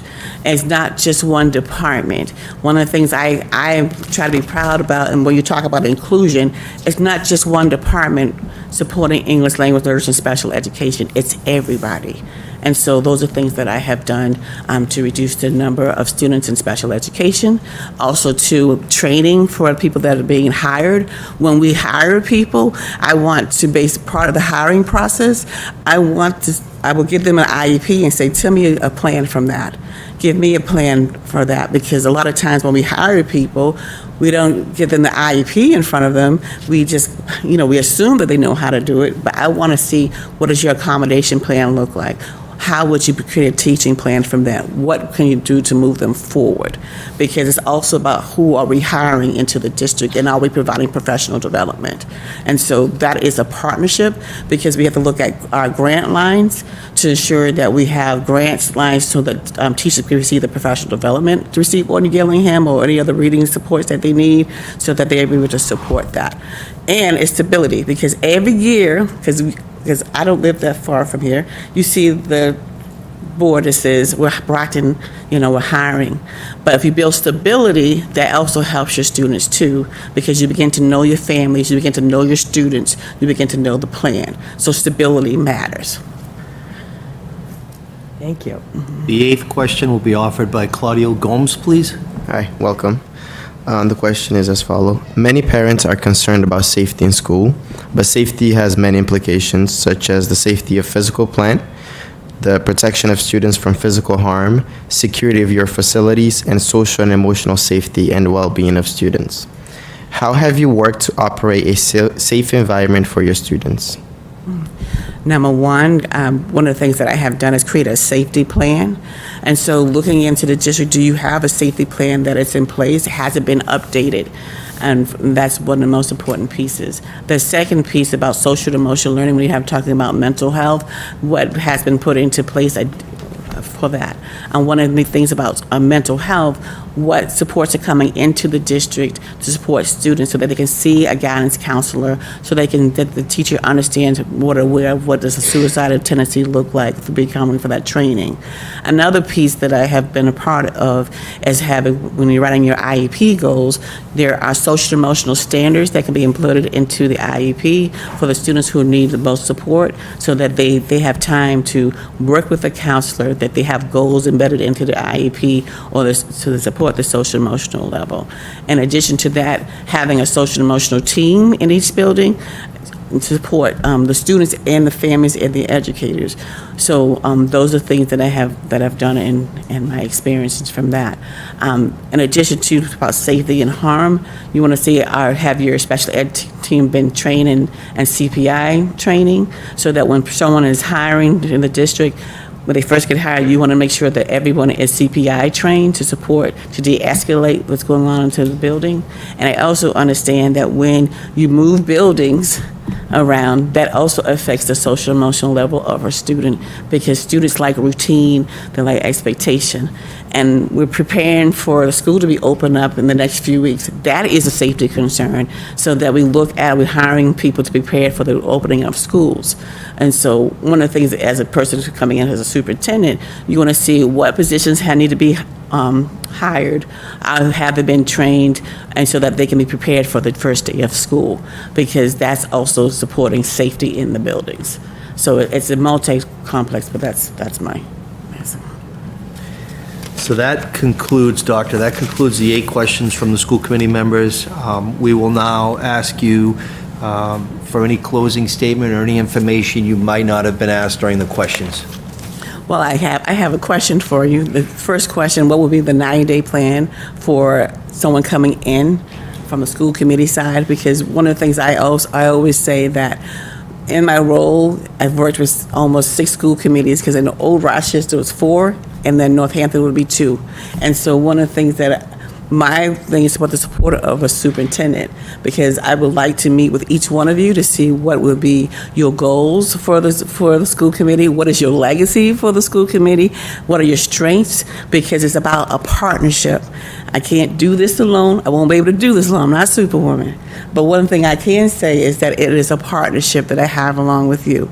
My other piece of the question is like, what transition plan have you had from the current superintendent, as acting superintendent, to the future superintendent? Have you thought about a transition plan from that? And so one of the things I can say from my experience, that I'm coming into Brockton Public Schools with someone who had experience of being an interim superintendent, who understands that building the trust in the community, that people want to know, is this person going to come in and build the trust in order to move forward? I have experience of building trust within the community so that we can support our students in learning. I have an experience of building a budget so that it is transparent, so that people understand that there's a process going on. And I also believe that I also will have a learning walk with community members. I want to hear from students, hear the students' perspective of what it's like to be a part of Brockton Public Schools. What does the parent community will look like from there? So I am someone who believes that it is a partnership, it is a collaboration in order to move it forward. And that's what I will bring to Brockton Public Schools as the interim superintendent. We want to thank you, Doctor, very much for your time and the fact that you've given us some really great answers to questions. So at this time, school committee members, I'm going to take a 3-minute recess, and we'll come back in 3 minutes. Thank you. Have a good evening, Doctor. Thank you again.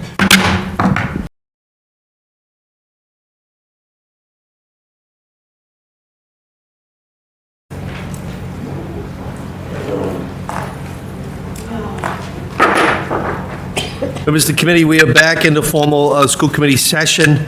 That does conclude Agenda 9, which was the interview of the interim superintendent finalist, the 2 individuals we just interviewed. I want to thank each and every one of you, and I want to thank Mr. Vega from doing this from another location.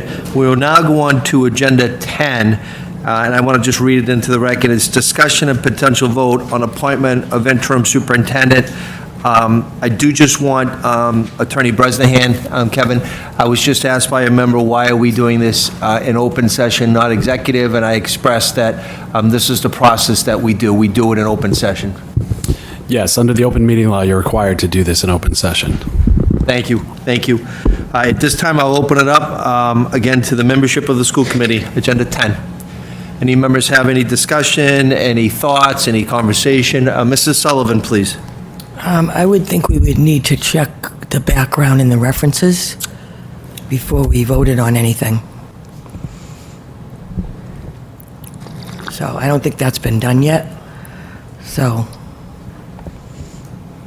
Again, I'll just defer to the attorney. Attorney Bresnahan, wouldn't any vote be contingent upon Human Resources finding acceptable reference background checks? Plus, it would be contingent upon a satisfactorily mutually agreed upon contract? Yes, that's exactly right. I think, obviously, before the process can move forward, the committee needs to come to some consensus on its preferred candidate. Any vote you take, despite the wording of the agenda, any vote you would take tonight would be subject to completion of appropriate background checks and the negotiation of a mutually agreeable employment contract. Essentially, a conditional offer. Conditional offer. Mrs. Sullivan again, please. yeah, it just doesn't seem right to vote for somebody that you haven't even checked their background or their references.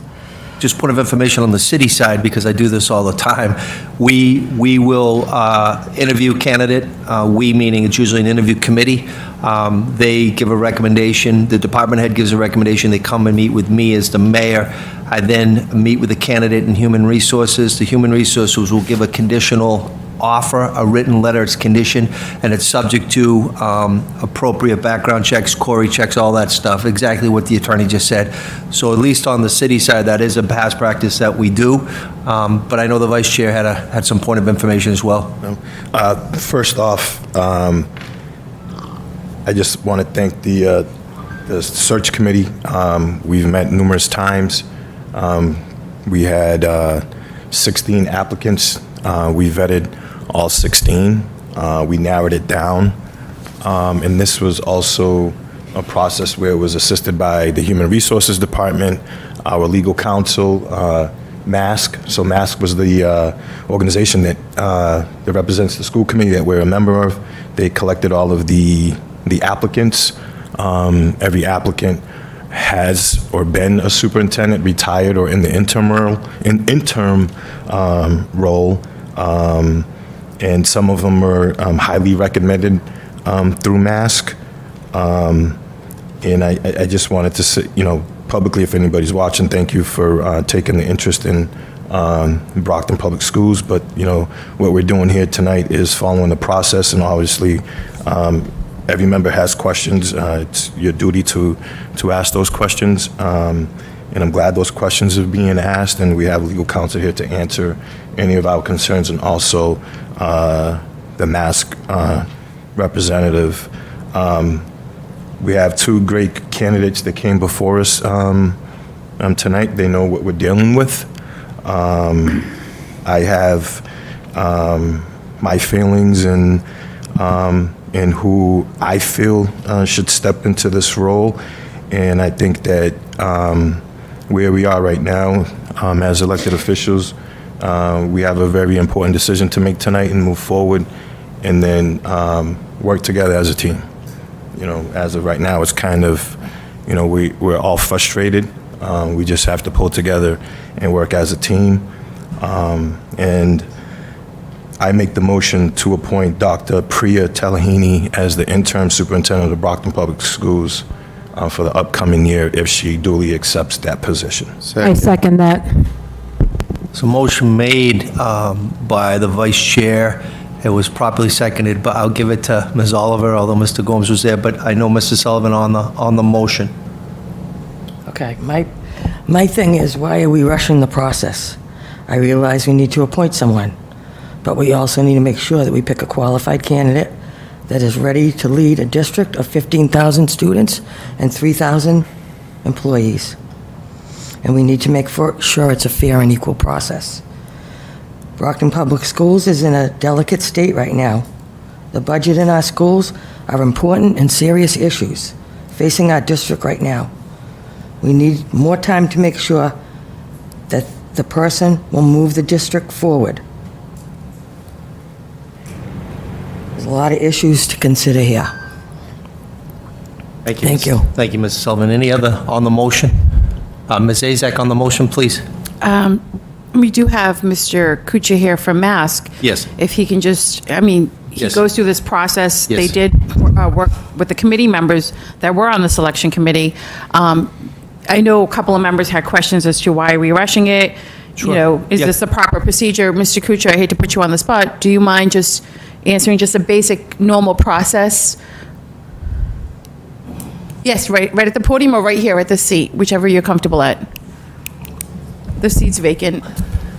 Good evening, Glenn. Thank And you. you can take the good chair.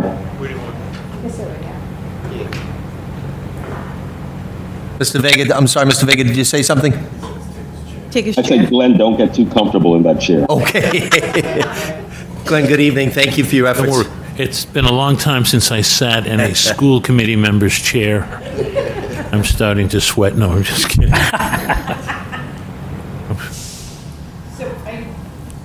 Apologize. So I know Mrs. Sullivan brought up a good statement and was wondering, normal process, you've gone through this plenty of times. This is my first time on the committee doing this. The last superintendent, our current superintendent, Mr. Thomas, he was deputy, and then we voted as a committee. So we didn't have to go through this process. Things are a little different this year. So as far as selecting an interim, this is normally what happens is they meet, we vote, and then we make they make recommendations, a vote happens. Generally, in an interim superintendency, things move faster than they normally would for a general superintendency. I can tell you, however, we have vetted both candidates, and I'm happy to respond to any questions that you might have that I might be able to talk to you about. I can tell you that I don't believe that either candidate would be an embarrassment to the community or an embarrassment to the district. They both have good records of solid service where they've been.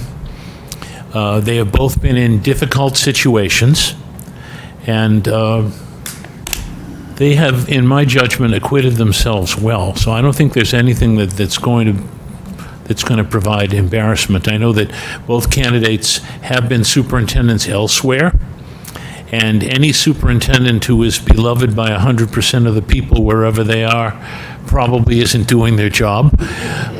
So there are always the naysayers, but I have, and I would have complete confidence in either one of these candidates should you elect to choose one of them as your interim.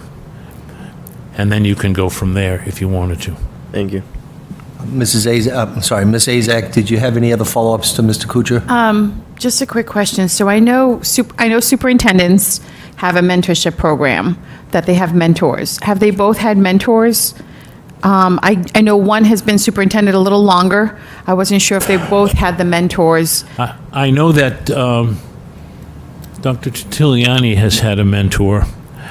I don't know if Dr. Pearson Campbell has had a mentor, because she had 1 year as an interim superintendency, whereas Dr. Titiliani was in Everett for several years.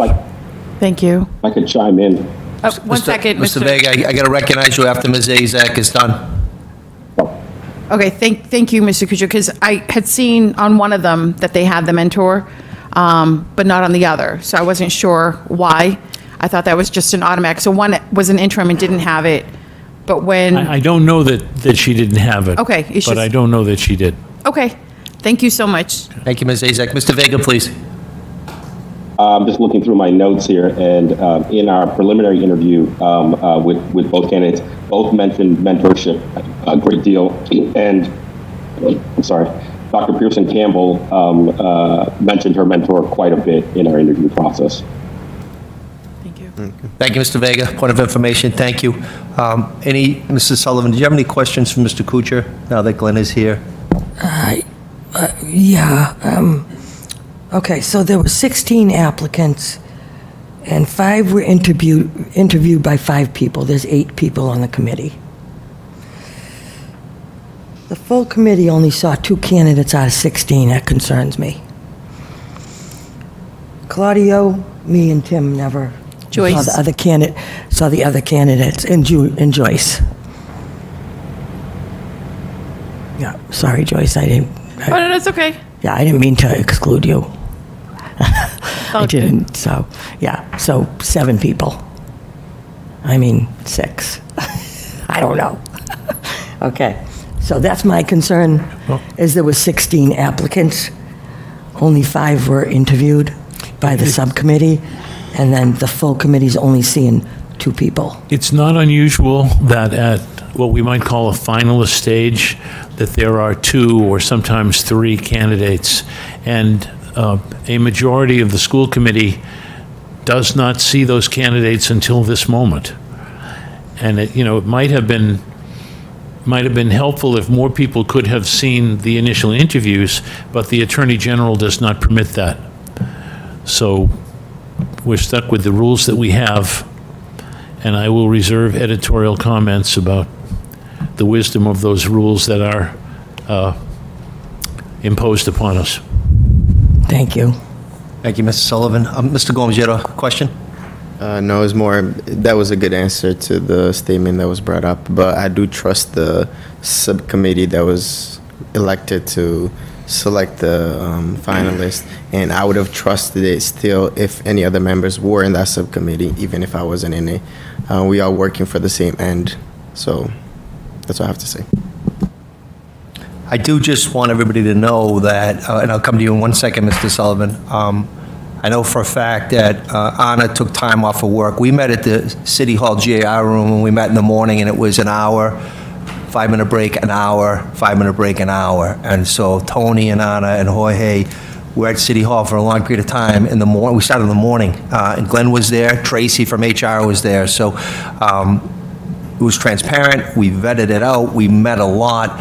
And again, just remember that there was 4 members of the subcommittee. We narrowed it down to 6. Someone dropped out. We narrowed it down to 3 finalists. Someone dropped out. And these were the remaining finalists that the subcommittee offered before us. So, Mr. Sullivan, please. Thank you for coming, Mr. Kuchar. Thank you. My question is it normally on the interim superintendent 1 year or 5 year? What's the normal procedure for that? What we're seeing now is 1 year interims and often 2 year interims, because it takes a while to get settled and to stabilize things before the school committee might start on a search for a permanent superintendency. So it's not unusual to see a 2 year interim. It's about 50-50. But normally it's a 1 year? Or it's 50-50 every? 50 for 1 year versus 2 years. It's evenly split. An interim superintendent is a superintendent with a shorter contract. So remember that the superintendent, by any other name, is the superintendent. So whoever you retain as an interim would have all the authority that a permanent superintendent would have. And an interim superintendent is just a superintendent with a shorter term contract. I have one more question. I'm not sure if it's for you, the vice chair. Was residency mentioned with these candidates moving to Brockton? Or is that? There is no requirement for residence for the interim. It's my understanding. No, there's no requirement for residency. Right, but it would only be a one-year contract, yep. Mr. Vega, did you have any other thoughts?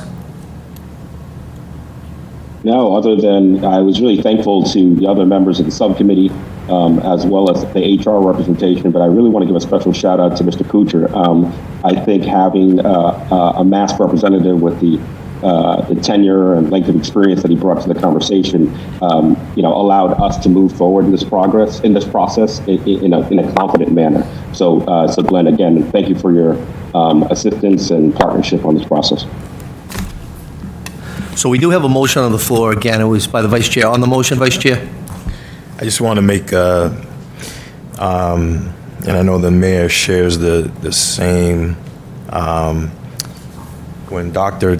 Talihini, during the initial interview, I was very, very, very pleased and amazed just in her budget process, in monitoring, and how she built out the budget.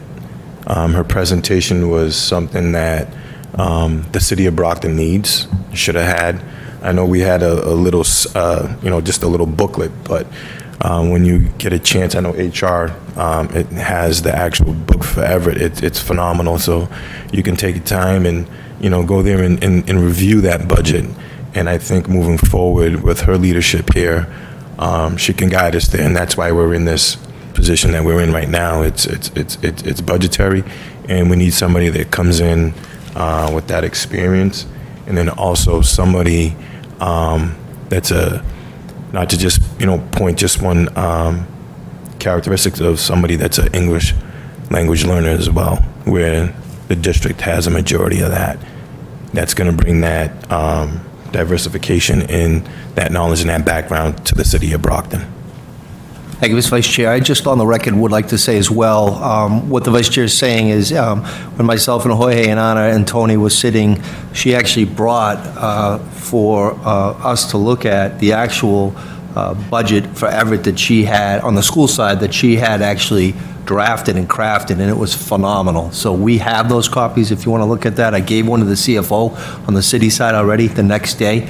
I want to thank both applicants when they put themselves out here in a public setting. People are in the audience, people are on TV, news media is here, so it's a lot, and we're thankful for them. But my vote is going to be with Dr.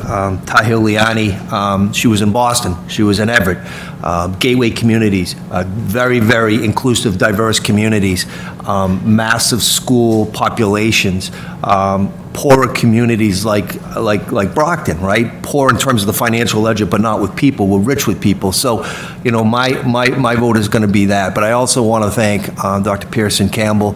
who lives in a neighboring community, and who had some really, really great ideas. So we do have a motion. We have a motion that was properly seconded. At this time, if nobody has any other thoughts, I will be calling the roll. Any other thoughts at this time? I will call the roll. Mr. Sullivan?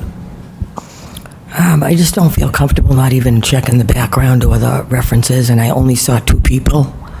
So my vote is no. Mr. Gomes? Yes. Mr. Vega, please. Yes. Ms. Oliver, please. Yes. Vice Chair Rodriguez, please. Yes. Ms. Azak, please. Yes. Mr. Sullivan, please. Yes. And I'm a yes as well.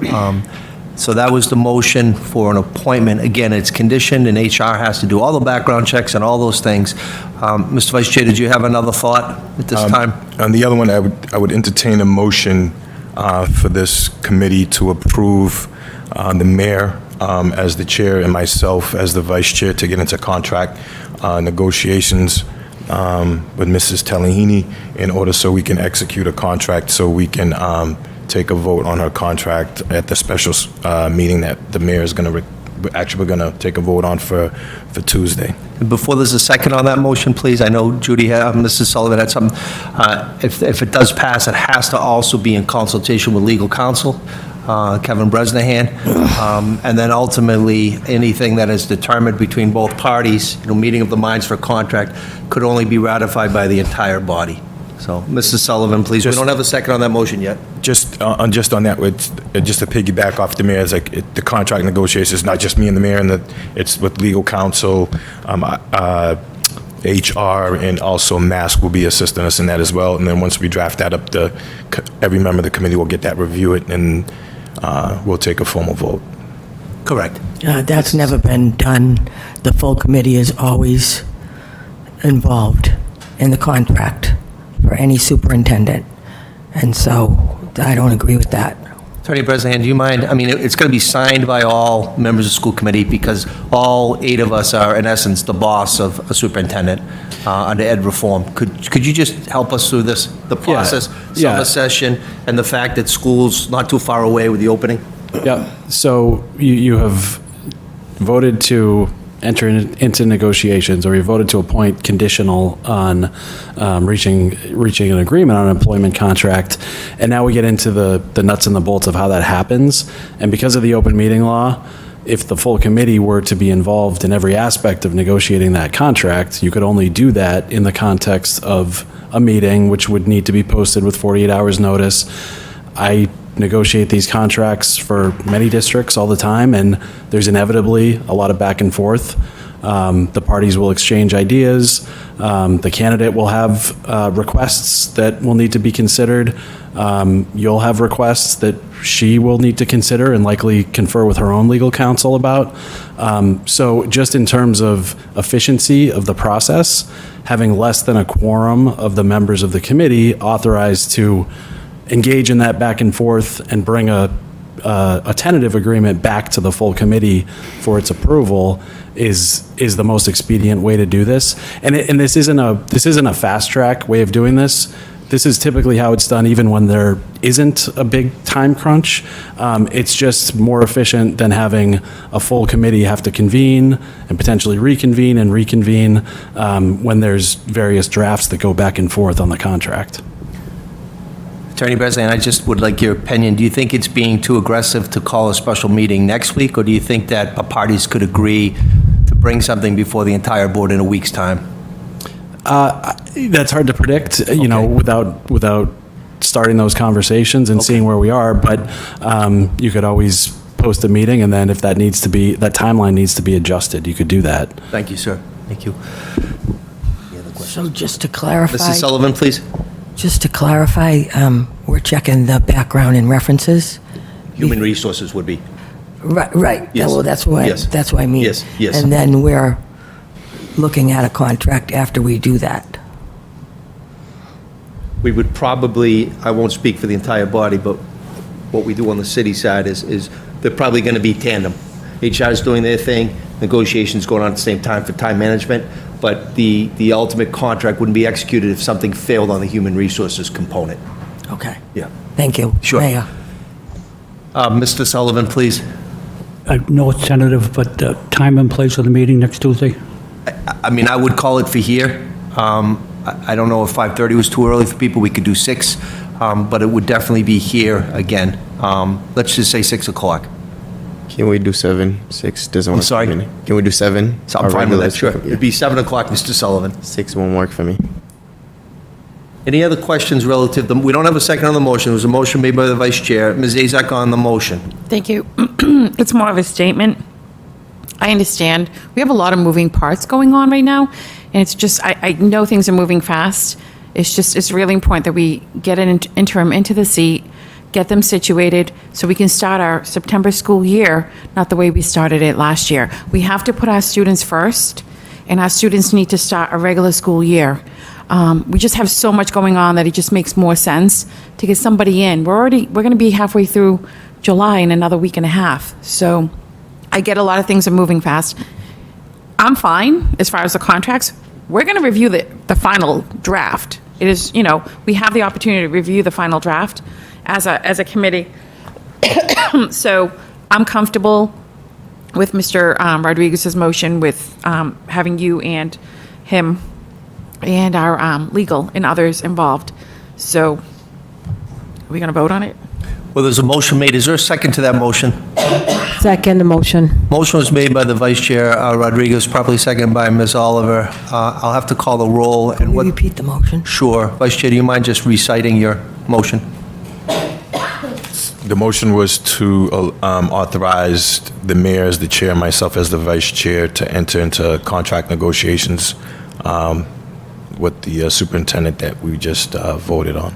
In consultation with legal counsel? Consultation with legal and counsel, HR, NASC. Mask and HR. It's the form of the motion. And then again, it would be brought back for this entire body. So there was a motion made, it was properly seconded. I'm just going to call the roll at this time. Mr. Sullivan? Yes. Mr. Gomes? Yes. Mr. Vega? Yes. Ms. Oliver? Yes. Mr. Vice Chair Rodriguez? Yes. Ms. Azak? Yes. Mr. Sullivan? Yes. And I'm a yes as well, so that does pass unanimous. At this time, that concludes agenda item 10, and I'm not sure if the applicant, the appointed member is still here or not. Do you want to ask if she wants to come in, if she wants to address the board? We didn't hope to have a meeting next week. Sorry, Mayor. Do we need a form of a vote to have the special meeting next week? I know we just talked about a potential time. The chair could just call a special. Okay, perfect. But does just before the person comes in, 7 o'clock work for everybody? Perfect. Okay, we'll do that. And I'll work with legal counsel and the vice chair will call it. There was the thing, the Edison, the naming, it's put back to champion. This, it'd be a small agenda item. Sure, yes. Oh, yeah.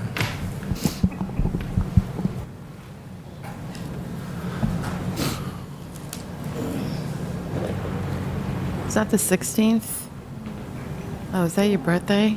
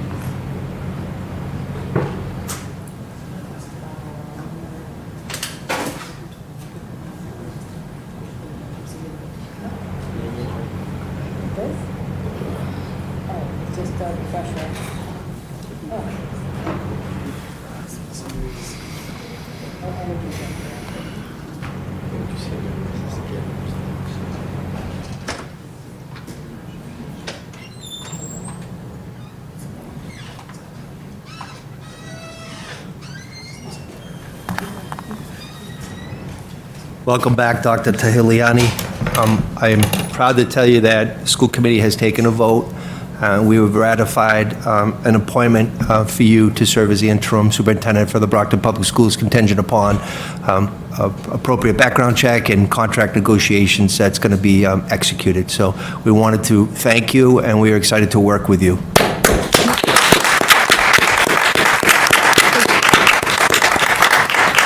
Thank you so much. I really appreciate the opportunity, and I will do you proud.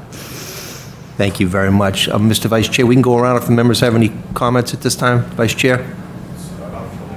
Sure. Mrs. Sullivan? Mr. Gomes?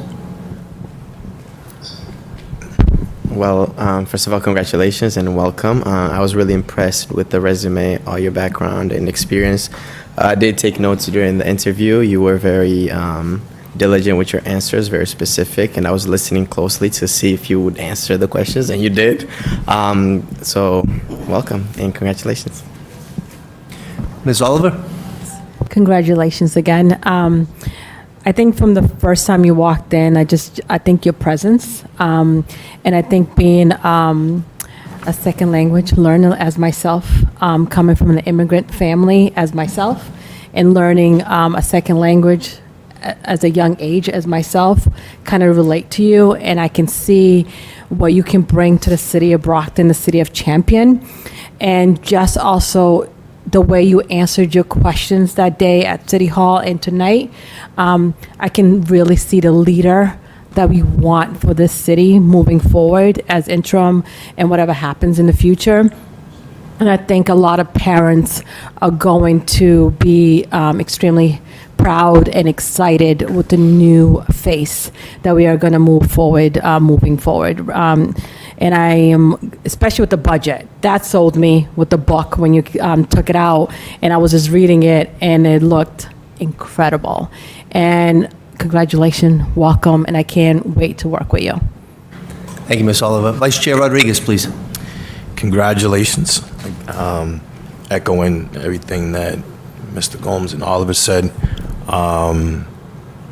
being a child of immigrant as well, you sold me in that first interview. And I know we're here, with the budget, and it was phenomenal when you presented that. I believe that the city of Brockton, moving forward, the school committee, the city council, the council president, Rodriguez is here in attendance. They're going to be very happy because that's one of the things that's missing is, our budget process to make sure that it's very transparent and knowing where the city is in the school to make sure it's presented well. And I think you're going to be that voice for this community as diverse as we are. I know a lot of people are going to be very happy. Going to hit the ground running. You're going to meet your leadership team and getting updates. I know you're going to be getting a lot from me. We're going and meeting with the other members and what our goals are to make sure that our schools come September are open safely, and we have all the educators in the classroom and making sure that Brockton is put back at the top and being that staple and getting good press. Congratulations. Thank you, Mr. Vice Chairman. Ms. Azak. Thank you. Congratulations, Doctor. My colleagues have said pretty much a lot of what I wanted to state. This is a team. We're all in this together. Come September, we need to open our schools, and we'll have an interim superintendent. We're all here. We all work together, and it's all for our students. So I was very impressed going through your resume. I'm hearing about this budget book. I will definitely stop and take a look at it because that's what we need. I heard it was very thorough, and I would love to see it. So like I said, welcome aboard. It is not going to be an easy job. You're jumping feet first. But I think we have a great candidate, and we're excited, so welcome aboard. Mr. Sullivan, please. Congratulations, Doctor. You did a great job on the questions. You answered them perfectly. You left nothing unstoned. It was perfect. I just have one question. Are you sure you want this job? Yes. Yes, I'm excited to be a part of the team. Welcome aboard. Thank you, Mr. Sullivan. Mr. Vega, please. Dr. T, I just want to say welcome aboard, and I feel very confident about this appointment, and I'm very excited to work with you in the future. Again, I just want to say, I mean, your interview was phenomenal. The fact that you worked in Boston and Everett and now the City of Champions, you definitely have the passion. You kept stressing collaboration. That's what I've been stressing. That's what we've all been stressing. We're better together. We have to work together. You hit the ground running. You know, you really are someone that is going to help bring us to the next level. So you'll be hearing from us tomorrow. We'll roll up the sleeves and start getting this thing done. And again, congratulations. We all mutually look forward to working with you. Thank you again.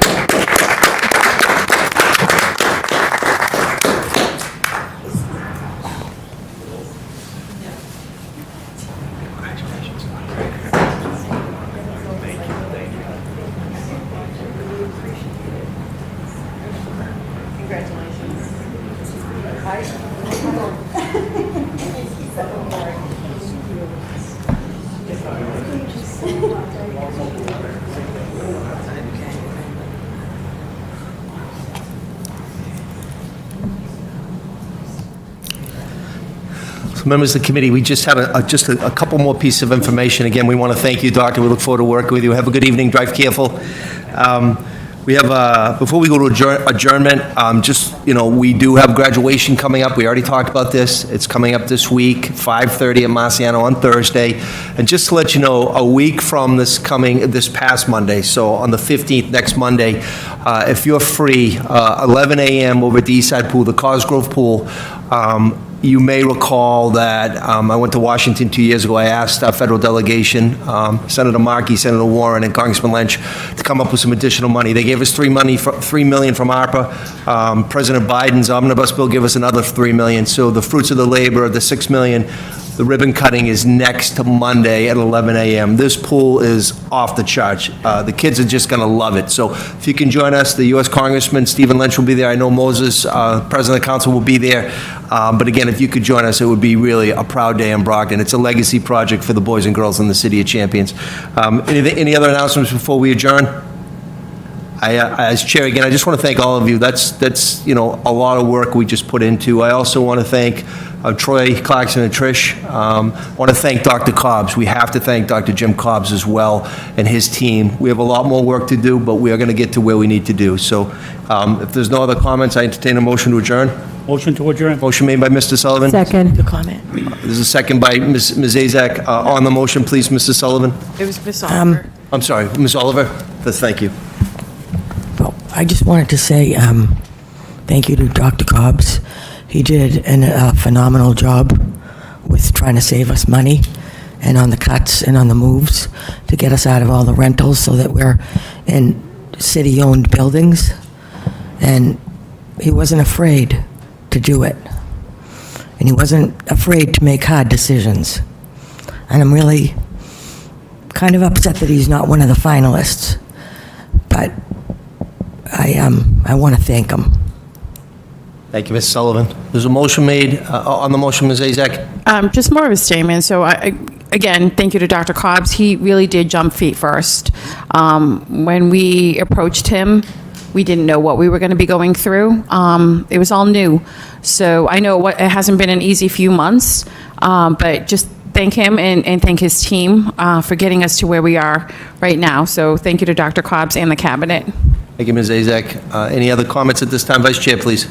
Echo with Mrs. Sullivan and Mrs. Azak. Thank you to Dr. Cobbs, for jumping in feet first. He's done a lot of work, but most importantly, I want to thank Brockton Public Schools employee as a whole, because what we were dealing with was unprecedented, and the district still had to continue running. And with the cabinet and from the building administrators to the educators in the classrooms to our custodial staff to our transportation department, making sure our kids are getting to school, the school still continued running. And as we know, we have a lot of work that's being done. I know some of the stuff is not public, but a lot of the policies that are going to be changed, which I will be with legal counsel and the city solicitor. We'll schedule a date sometime in August to make sure that those policies get reviewed and voted on this body, so that making sure that Brockton Public Schools does have stability and making sure things are followed through, so that we don't have to ever, the city as a whole, deal with what we've been dealing with ever again, or anybody else that comes in after us. And we have to make sure that we set that blueprint to be followed, because there was a lot of tension that was unnecessary, that should have never happened. And it's this body's goal to make sure that we monitor the district and making sure that our leaders in the district come before us and give us those datas, which a lot of that they kind of stopped for a little bit. So I just want to thank everybody. We all talk. Some of us talk a lot more than the others. We have no hatred towards each other. It might seem that way because it happens in the public view. And I just want to thank everybody for tonight, asking those questions, being part of the selection of those questions to make sure that we put somebody in place to move us forward. And I believe that with who we appointed tonight, there's a bright future for the city and for the school district. Thank you. Thank you, Mr. Vice Chair. Mr. Sullivan on the motion. Yes, I just wanted to thank Dr. Cobbs as well. And I was thinking, he really jumped in 10 months ago, 9 months ago, and bailed us out. And I was thinking to myself, well, where would we be if we didn't have him? But I think he did a great job. He was stern. There was a few people that didn't like some of the things he did. I thought he did all right. And he was good for Brockton Public Schools and good for the school committee. And I just wanted to thank him again. Thank you, Dr. Sullivan. Cobbs. Any other comments at this time? Mr. Vega, I don't want to leave you out. I'm sorry. Did you have any questions or statements?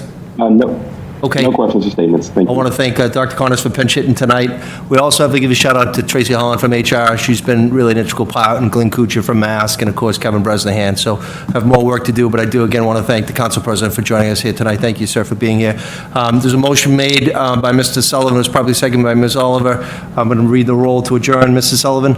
Yes. Mr. Gomes? Yes. Mr. Vega? Yes. Ms. Oliver? Yes. Vice Chair? Yes. Ms. Azak? Yes. Mr. Sullivan? Yes. Have a good evening. Drive careful. Thank you, everybody. Meeting's adjourned.